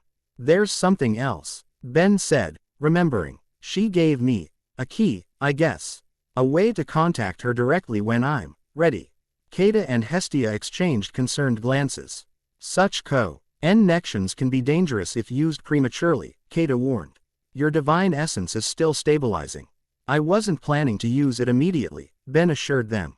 It's good to know it's there." Gwen approached, placing a gentle hand on his arm. "How do you feel otherwise? You still seem like you." Ben met her eyes, seeing the worry there. "I am me, just more. I remember everything you said during the ritual. You kept me anchored when the draconic consciousness was becoming overwhelming." Relief visibly washed over her features. "Good. For a moment there, I thought I was losing you." "Never," Ben assured her with a smile. Then, turning serious, "But we have a new problem now. These temporal agents aren't going to give up easily." "No," Hestia agreed. "Once the temporal council focuses on an anomaly, they rarely abandon their pursuit. And they're just one faction interested in you," Kata added. "Your awakening has alerted beings across multiple pantheons and dimensions. Some will seek alliance, others conquest or destruction. Then we need to be proactive," Ben decided, a strategy already forming. "First, we need to address the immediate crisis, the creatures crossing into the mortal realm," the weather disturbances. That's causing the most immediate harm. Agreed, Gwen said. But how? There are reports of mythological incursions worldwide. Ben considered, drawing on his newly acquired knowledge. The thinnest points between realms will be at locations with historical significance to multiple pantheons. Places where worship overlapped or divine battles occurred. Correct, Kata confirmed, looking impressed. The ancestral knowledge serves you well. If we can identify those convergence points, Ben continued, we can prioritize our efforts. Stabilize the major breaches first. I can help with that, Gwen offered. Hecate's crossroads magic is specifically attuned to intersections between realms. We should also contact Grandpa Max, Ben added. The plumbers may not understand what they're dealing with, but they have global infrastructure we can use. Hestia nodded approval. A wise approach. I will communicate with sympathetic Olympians who may provide assistance. And I can access Dragon Court resources, Kata said. Though I should warn you, my grandfather will expect formal acknowledgement of our betrothal in exchange for full support. Ben sighed, running a hand through his hair. Right, that. One apocalyptic crisis at a time, please. A reasonable prioritization, Kata acknowledged with what might have been the ghost of a smile. Then it's settled, Ben said, newfound confidence straightening his posture. We start tracking convergence points, stabilizing breaches, and dealing with creatures that have already crossed over. Meanwhile, we prepare for whatever the Temporal Council throws at us next. As the others began discussing implementation details, Ben felt a new certainty settling within him. The dragon dream had changed him, not by erasing his humanity, but by showing him how to integrate his disparate heritages into something stronger than their sum. Whatever challenges lay ahead, he would face them not as three competing natures, but as a unified whole. Benjamin Tennyson, son of Zeus and Tiamat, protector of Earth and beyond. The divine currents that had once threatened to drown him now flowed through him, directed by his will rather than controlling him. And with Gwen at his side, Kata's knowledge, and Hestia's guidance, he finally began to believe he might navigate his turbulent waters without losing himself in the process. Outside the sanctuary, thunder rolled across distant skies, not a threat, but a response, an acknowledgement of the Thunder Child's awakening to his true potential. Chapter 2 and Chapter 3, Trials of Thunder. Crystalline walls of impossible geometry surrounded them, stretching upward until they vanished into swirling mists of temporal distortion. Ben stood on a platform that seemed to hover within nothingness, its surface resembling polished obsidian that occasionally rippled like disturbed water. Behind him, Gwen, Kata, and Hestia waited on a smaller adjacent platform. Separated by a gap that represented more than physical distance, a barrier between defendant and witnesses. The trial of existential validation will commence, announced a disembodied voice that seemed to arrive from multiple timestreams simultaneously, creating an unsettling echo effect. Anomaly designation: Benjamin Kirby Tennyson, hybrid entity of Zeus Tiamat lineage. Present temporal coordinates: unauthorized. I have a name, Ben called out, voice steady despite the alien surroundings. And I'm not an anomaly. I'm a person. The dragon dream's knowledge integration had left him changed, more confident, more centered. The chaotic energies that had threatened to tear him apart mere days ago now flowed through him in measured currents. Not fully mastered, but no longer wildly unpredictable. Personhood status: disputed, replied the voice. That determination is among today's proceedings. From the swirling mists above, a massive struct. Ewer descended, a semicircular bench behind which materialized 7 figures. The Temporal Council in their official capacity. Their features remained mostly featureless, though each wore different red robes that shifted hues depending on the angle of observation. Temporal displayed the central figure in blue shifting robes. Council acknowledges unexpected arrival of defense witnesses. Explain this variance. Hestia stepped forward on the witness platform. As Olympian goddess of hearth and sanctuary, I invoke divine right of advocacy. These temporal coordinates adjusted accordingly. The counselors conferred in silence. A subtle vibration passing between them. Invocation acknowledged under Ancient Compact, Section 12. Proceeding with modified protocol. Ben glanced back at his companions. Gwen gave him an encouraging nod, though worry creased her brow. Kata maintained a formal, diplomatic posture, her expression revealing nothing. Hestia's warm presence provided silent reassurance. Benjamin Kirby Tennyson, intoned the counselor in red shifting robes, you stand accused of existential violation, Code 10E7394, unauthorized hybrid manifestation resulting in timeline fracturing. How do you respond? Ben straightened his shoulders. The formal black attire Hestia had provided felt strange after years of casual wear, but he appreciated the gravitas it lent him. Not guilty. I didn't choose to be born. And I've harmed no timelines deliberately. Intent irrelevant, countered the green shifting counselor. Impact determines violation. Your mere existence has created 17 major timeline fractures, 43 reality distortions, and 1 complete dimensional collapse. Murmurs rippled through the chamber from unseen observers. That's not possible, Ben argued. I've been sealed under the Omnitrix most of my life, with minimal divine energy expression. The Omnitrix, stated the central counselor, was unauthorized technology implemented by Azimuth without council sanction. Its supposed containment function proved inadequate. A holographic display materialized in the center of the chamber, showing Ben at various ages, 10 years old discovering the watch. 15 fighting alien threats, 21 in his apartment as the device shattered. With each image, lines of temporal energy radiated outward, creating fracture patterns in the surrounding reality. Each transformation, explained the yellow shifting counselor, leaked divine energy into incorrect dimensional frequencies. Alien forms accessed served as conduits for power that mortal reality cannot contain. Ben processed this revelation with growing horror. All these years using the Omnitrix to save people, he'd been unintentionally damaging reality. If that's true, he challenged. Why didn't you intervene years ago?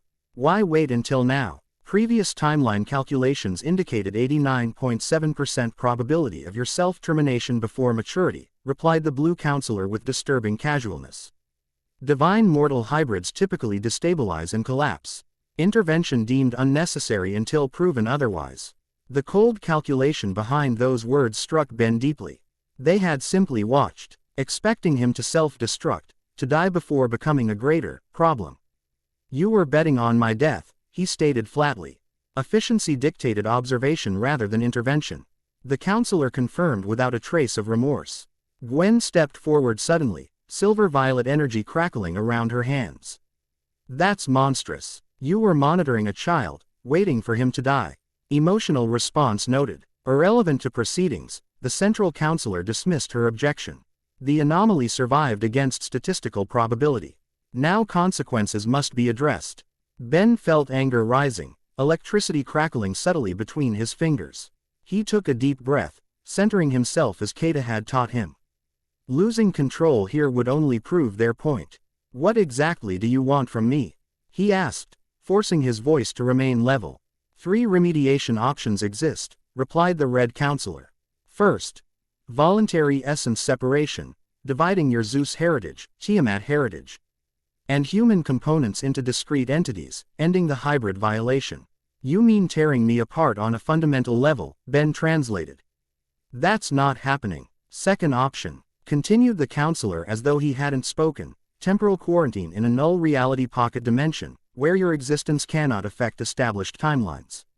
Imprisonment for the crime of being born. Pass. Quote. Third option. Existence nullification. Painless. Complete. You mean murder, Ben stated bluntly. Terminology dispute noted, the counselor replied.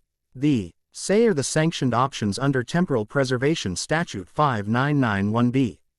Hestia moved forward, divine authority emanating from her usually gentle presence. I invoke the ancient compact, articles say.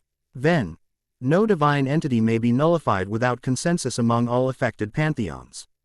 As representative of Olympus, I withhold consent. I similarly invoke Dragon Court diplomatic protection, Kata added formally. Benjamin Tennyson's Tiamat lineage places him under Eastern Court jurisdiction, requiring Grand Imperial consultation before any action may be taken. The counselors conferred again, visible displeasure rippling across their featureless faces. Invocations technically valid, acknowledged the central figure reluctantly. Temporary stay granted pending Pantheon consultations. Ben released a breath he hadn't realized he was holding. A reprieve, if not a victory. However, the counselor continued, Evidence examination will proceed to establish violation severity. Witness SS testimonies will be recorded for future proceedings. A new platform materialized from the mists, and upon it appeared a figure Ben recognized instantly despite never having met him, a small, gray-skinned being with large eyes and a stern expression. Azimuth, Ben breathed, the creator of the Omnitrix, finally appearing after years of minimal communication. First Thinker Azimuth, announced the Yellow Counselor. You stand before the Temporal Council to provide testimony regarding subject Benjamin Tennyson and the unauthorized containment device designated Omnitrix. Azimuth surveyed the chamber with evident disdain before his gaze settled on Ben. I see they've finally decided to stop pretending you don't exist, he remarked dryly. Typical bureaucratic efficiency, waiting until situation becomes nearly unmanageable before acknowledging it.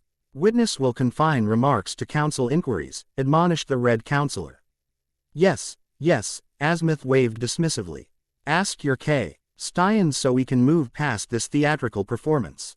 Did you create the Omnitrix specifically to contain Benjamin Tennyson's divine essence, in violation of Temporal Non-Interference Directive 42b? I created the Omnitrix as a solution to an unprecedented problem, Azimuth replied, his tone suggesting he was speaking to particularly slow students. When Zeus and Tiamat produced offspring, an event your vaunted predictive models somehow failed to anticipate, the resulting energy signature threatened to collapse three-dimensional boundaries simultaneously. Would you have preferred I let that happen?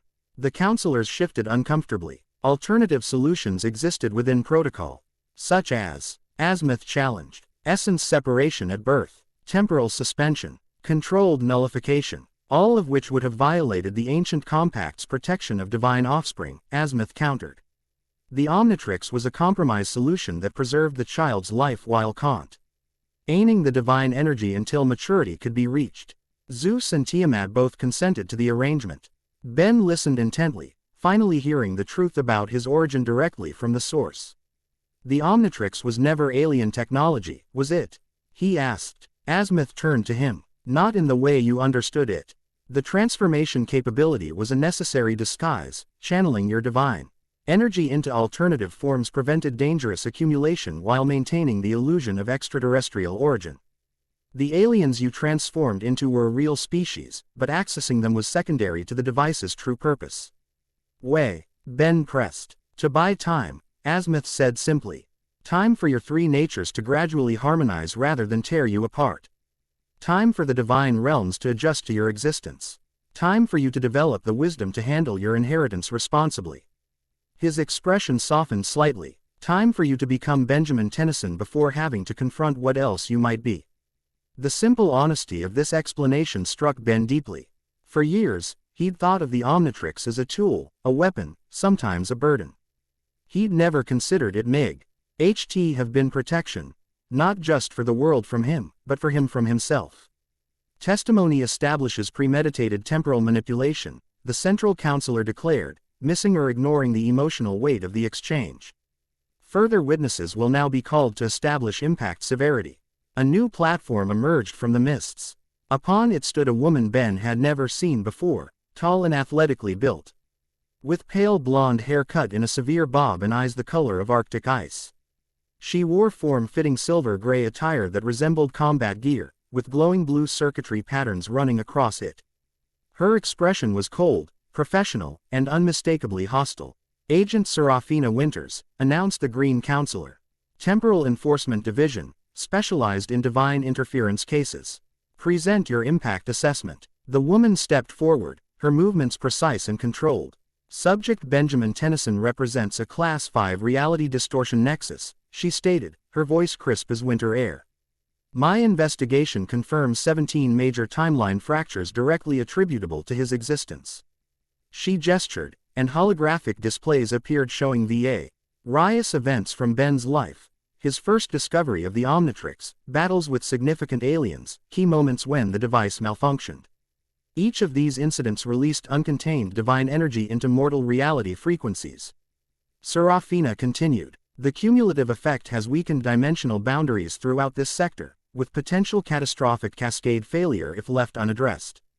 Intervention recommendation, prompted the Blue Counselor. Based on objective threat assessment, immediate nullification, Serafina stated without hesitation.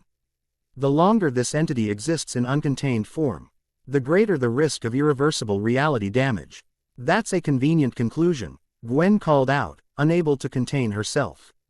Is there any evidence that removal of divine energy already introduced would repair these supposed fractures, or would nullification simply satisfy your council's bureaucratic checkboxes? Serafina's ice-blue eyes locked onto Gwen. The gacy witch questions temporal mechanics she cannot comprehend. Predictable arrogance from Hecate's line. That doesn't answer my question, Gwen persisted. You're advocating for execution without roving. It would actually solve the problem. Council protocols do not require remediation certainty for nullification authorization, Serafina replied coldly. Only threat verification. Then your protocols are fundamentally flawed. Gwen challenged. You're proposing to eliminate a sentient being on the mere possibility it might prevent further damage, without evidence the damage is even reversible. Ben watched this exchange with growing appreciation for Gwen's quick thinking. She'd identified the logical weakness in their position and was exploiting it masterfully. The witch raises a valid procedural question, Hestia interjected, her tone measured but authoritative. Under Section 87 of Temporal Enforcement Code, nullification requires not just threat verification but remediation probability assessment. Has such an assessment been conducted for this specific case? The counselors conferred again, visible discomfort in their movements. The central figure finally responded, assessment pending. Preliminary models inconclusive. Then nullification cannot be authorized under your own regulations, Hestia concluded with the calm certainty of one who had navigated divine politics for millennia.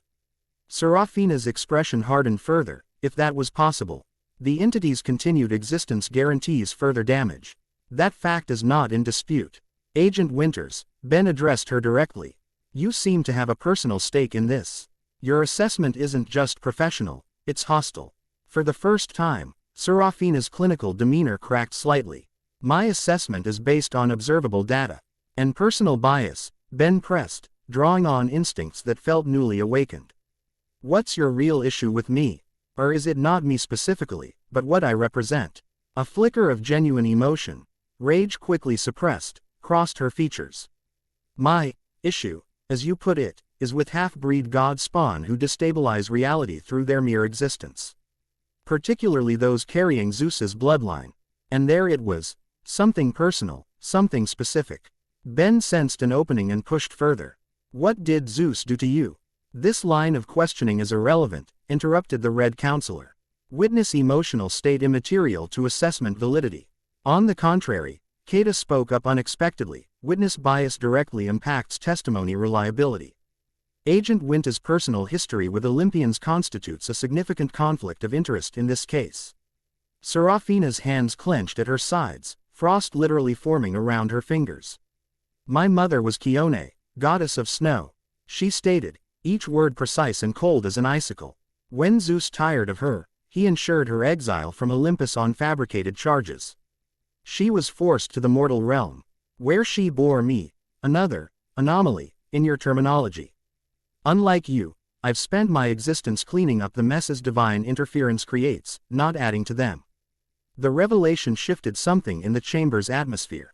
Another demigod, but one who had chosen to work within the system that classified her kind as problems to be managed. So you hunt your own kind, Ben observed quietly. To prove your worth to the same authorities that would have nullified you given the chance.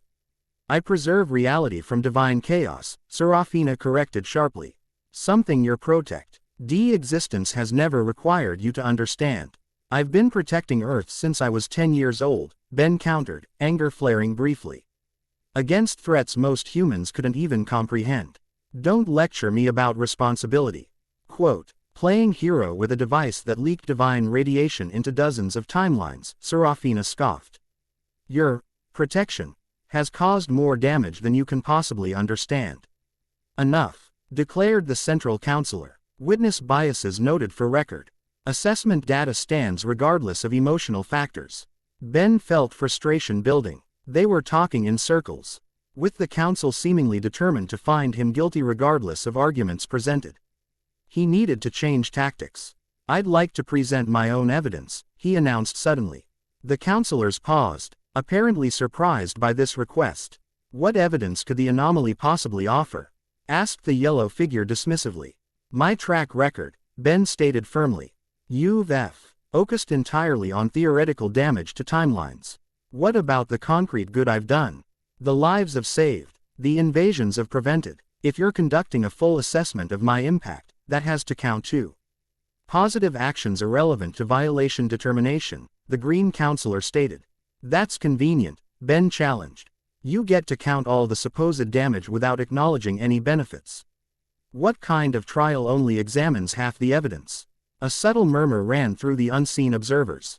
Ben pressed his advantage. I invoke the right of comprehensive impact assessment, he declared, drawing on knowledge that seemed to surface from his newly integrated consciousness.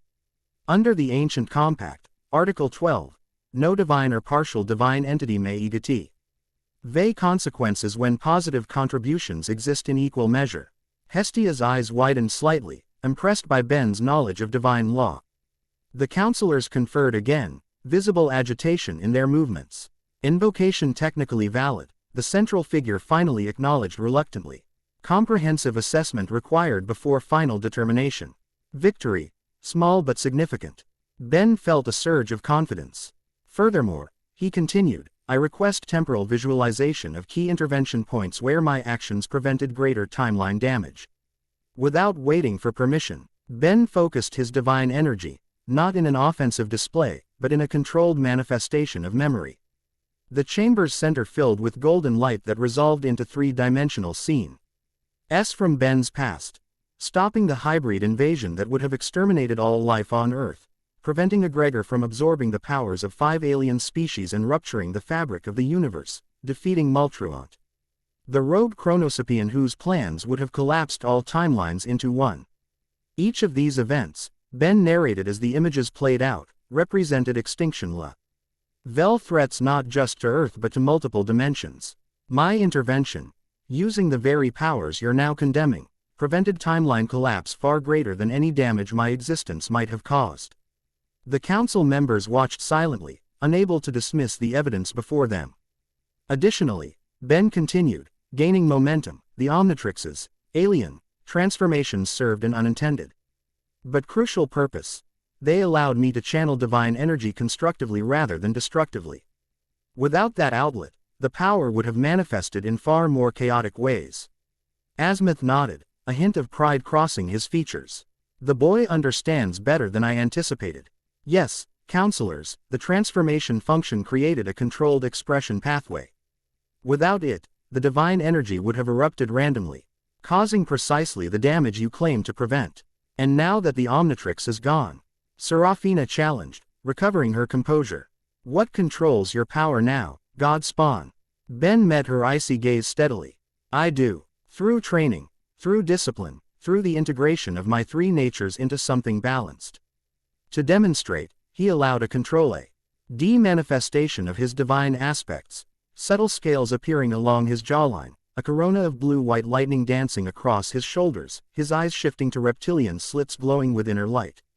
But unlike his first uncontrolled transformation, this display was precise, contained, deliberate.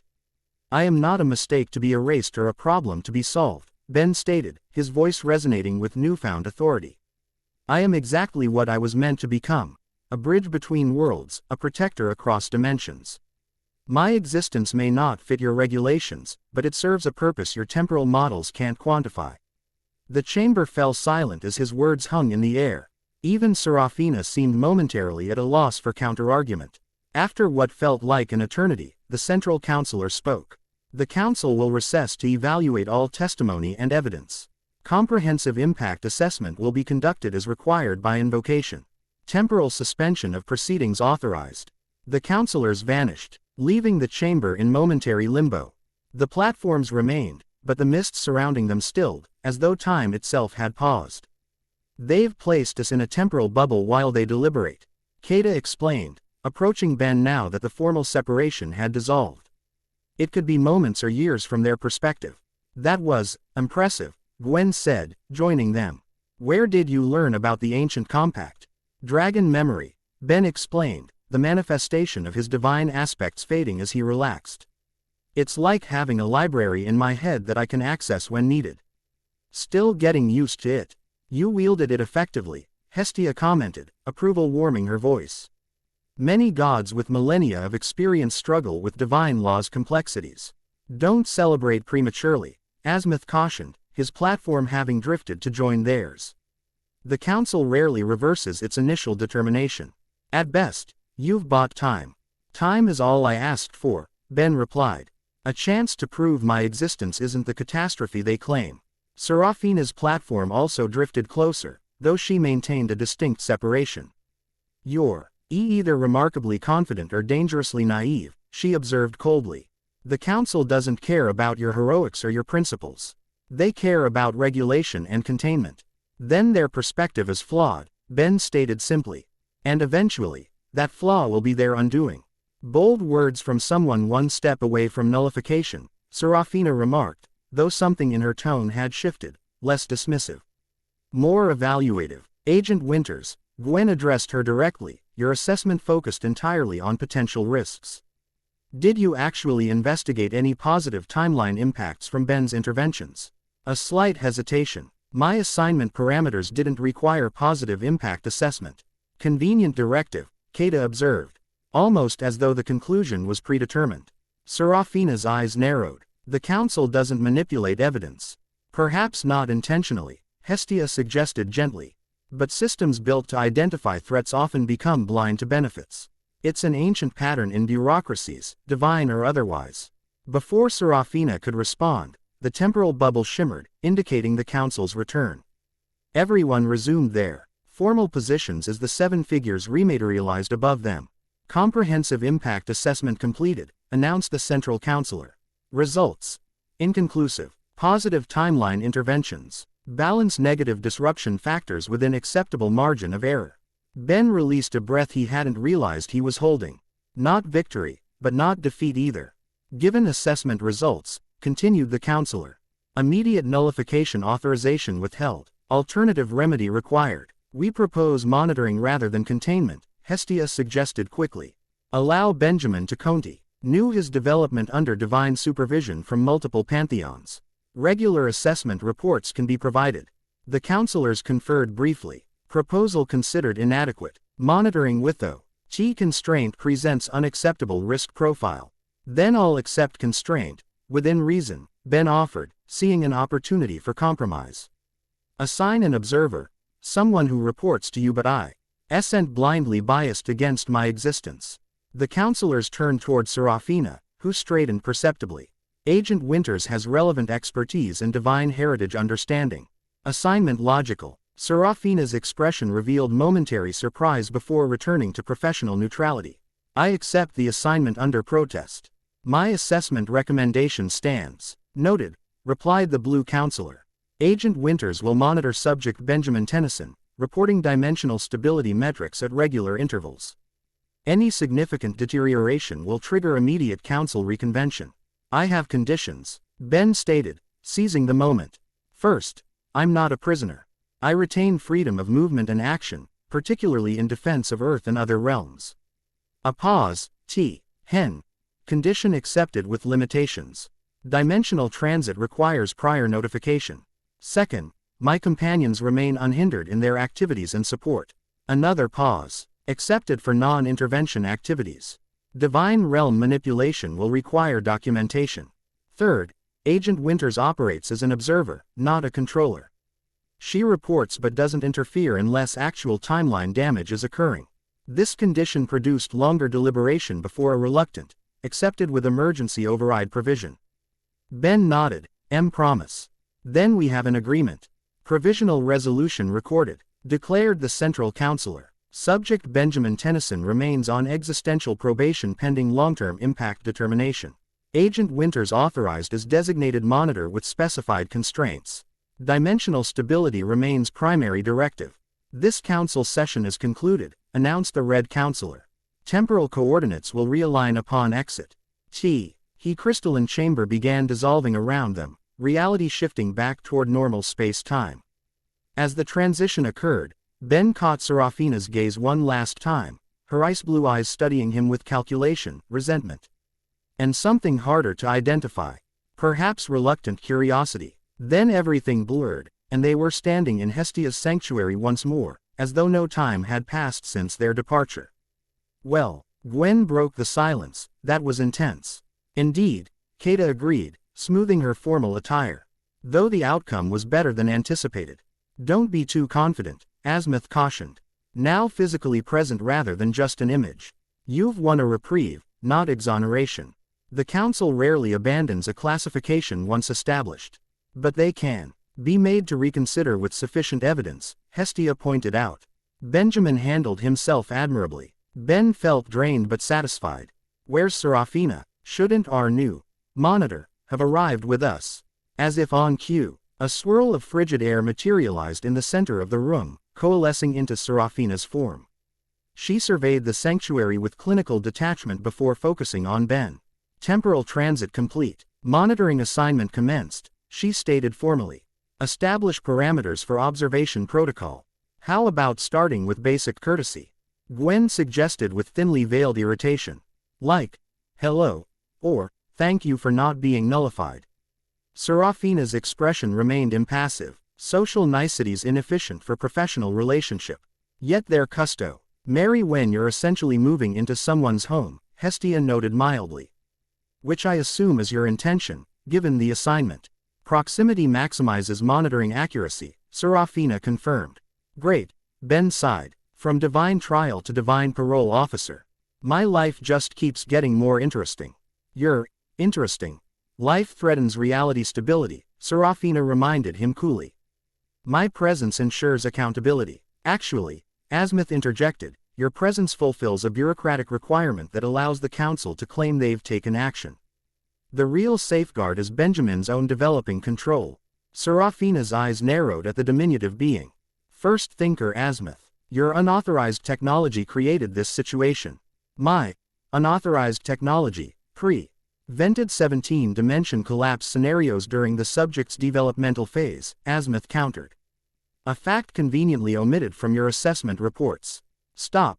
Ben intervened before the argument escalated. What's done is done. We need to focus on moving forward constructively. He turned to Serafina directly. You have your assignment, I understand that. But if we're going to make this work, there needs to be mutual respect. I won't be treated like a criminal under surveillance. Designation is anomaly, not criminal, Serafina corrected, though something in her tone had softened infinitesimally. But operational effectiveness does require functional cooperation. A remarkable concession by your standards, Agent Winters, Kata observed with dry amusement. Serafina ignored the comment, instead producing a device resembling a crystalline bracelet. Dimensional stability monitor. Non-invasive, passive scanning only. Wear it at all times. Ben examined the device without taking it. What exactly does it record? Divine energy emissions, reality distortion patterns, timeline intersection events, Serafina listed. No personal data, no location tracking beyond dimensional coordinates. Ben glanced at Azimuth, who nodded slightly. It's legitimate. Basic temporal monitoring technology, nothing more invasive. With that assurance, Ben accepted the bracelet, securing it around his wrist where the Omnitrix had once been. The crystal adjusted itself automatically, conforming to his arm perfectly. Now that bureaucratic requirements are satisfied, Hestia said diplomatically. Perhaps refreshments are in order. The trial experience can be draining. An excellent suggestion, Kata agreed. Benjamin particularly should replenish his energy after such extensive divine manifestation. As they moved toward the dining area, Azimuth approached Ben privately. A moment of your time, if I may. Ben nodded, hanging back as the others continued ahead. I've wanted to talk to you for years. You weren't exactly accessible. By necessity, Azimuth replied. Direct contact risked accelerating your awakening before you were ready. The Omnitrix required the illusion of alien origin to function properly. Why not tell me the truth when I was older? I could have been prepared for this. Azimuth sighed, showing rare emotion. A miscalculation on my part. I believed gradual awakening would occur over decades, not years. Your natural affinity for the device accelerated the process beyond my model's predictions. He looked up at Ben with unexpected earnestness. You've always been an impossible variable, Benjamin Tennyson. From the moment of your conception, you've defied every probability calculation. Ben wasn't sure whether to take that as a compliment or criticism. So what happens now? The Omnitrix is gone, my powers are emerging unpredictably, and I've got temporal agents watching my every move. Now, Azimuth stated, you become W. Hat you were always meant to be, something neither your father nor mother anticipated when they created you. Something genuinely new in a very old multiverse. That's cryptic even by your standards, Ben remarked dryly. A hint of a smile crossed Azimuth's face. The Omnitrix was never meant to be permanent. It was training wheels, if you will, limiting your speed while you learn to balance. Now you must learn to ride without them. And if I crash, then reality faces significant restructuring, Azimuth said bluntly. But I calculated that risk when I created the device. I believed then, as I believe now, that you possess the fundamental character to handle power responsibly. The vote of confidence from the normally critical inventor caught Ben by surprise. I thank you. Don't thank me yet, Azimuth cautioned. The most difficult challenges still lie ahead. The Temporal Council is merely one faction interested in your existence.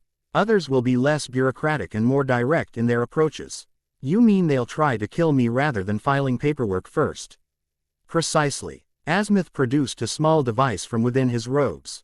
This communicator will allow you to contact me directly should circumstances require. I cannot interfere regularly. My own actions are monitored, but in genuine emergency, I remain a resource. Ben accepted the device, recognizing it for the significant offer it represented. I appreciate that. One final matter, Azimuth said, his tone growing more serious. The dream contact you established with Tiamat's consciousness, it has consequences beyond your understanding. Ben tensed. What kind of consequences? Dragon gods do not simply communicate, they resonate across dimensions. Your connection, however brief, has created ripples throughout the draconic realms.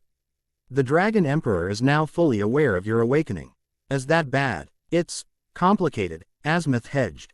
Tiamat's relationship with her father was strained even before your conception. Your existence represents both potential threat and opportunity to the Dragon Court. They will move to secure their interests soon. Kata mentioned something about formal acknowledgement of our betrothal. Ben recalled with discomfort. Indeed, the arrangement was part of that allowed your existence. The Dragon Emperor demanded assurance that any offspring would maintain connection to the Eastern Court. Great. Political marriage to ensure valuable genetics. Ben couldn't keep the bitterness from his voice. An oversimplification, but essentially correct, Azimuth acknowledged. Though I suspect Princess Kata has her own perspective on the arrangement.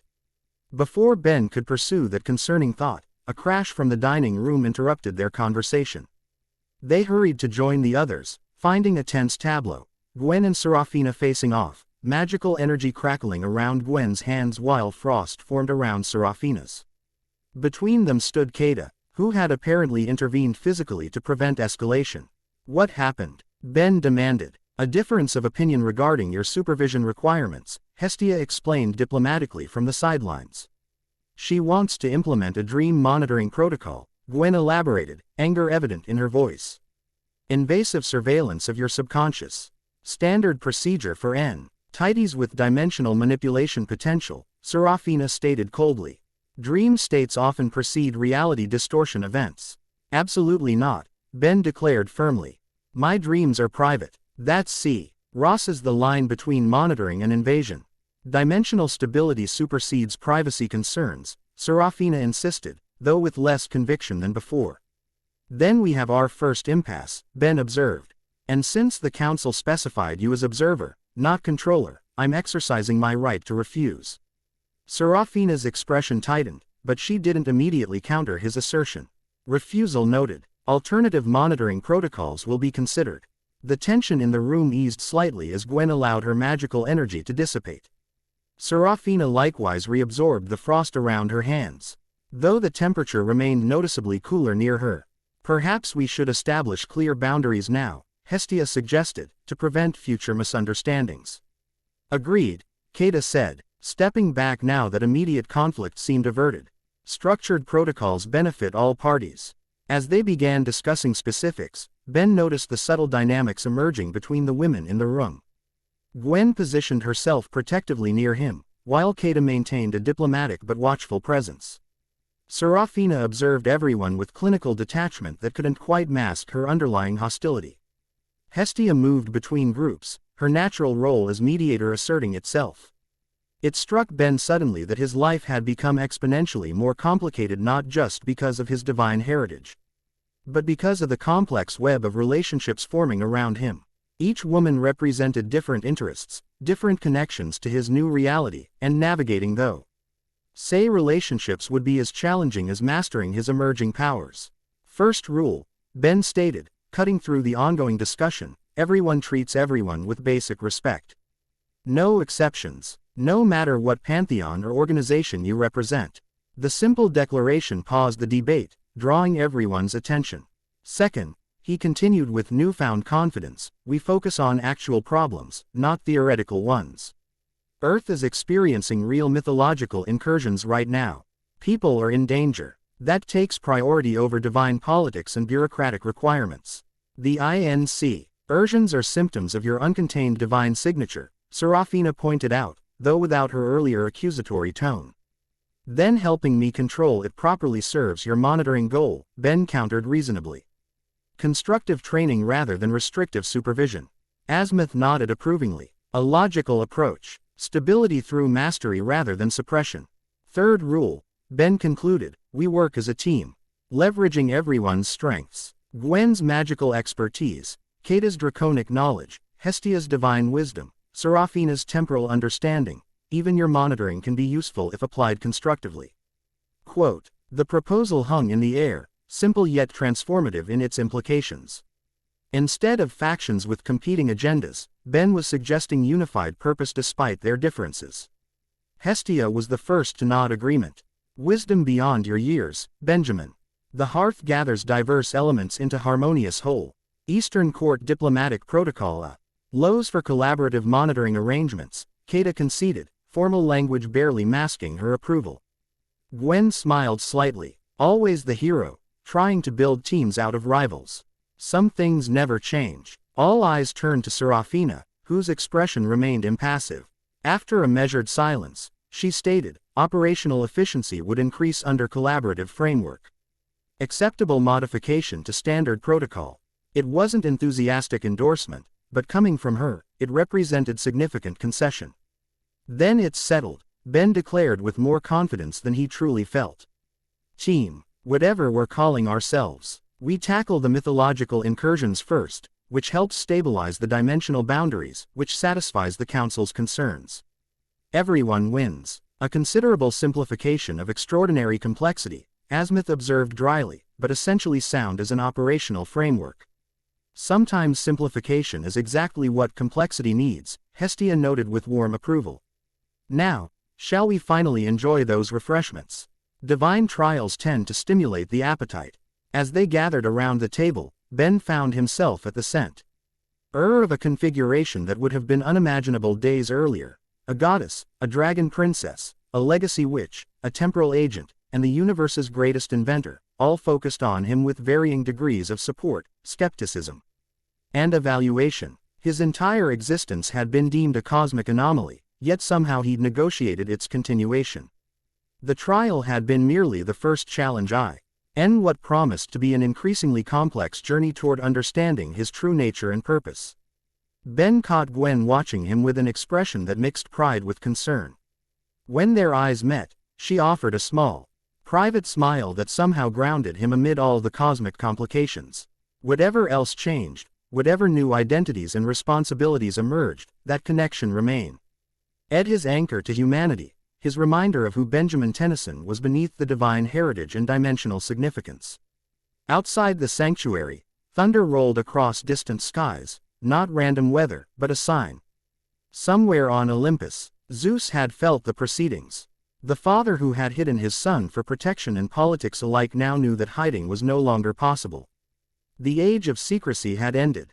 The age of emergence had begun. And throughout the draconic realms, ancient beings stirred in response to the dream connection Tiamat's son had established. The Dragon Emperor himself had awakened from centuries of meditation, his granddaughter's betrothed finally manifesting the power that had been prophesied.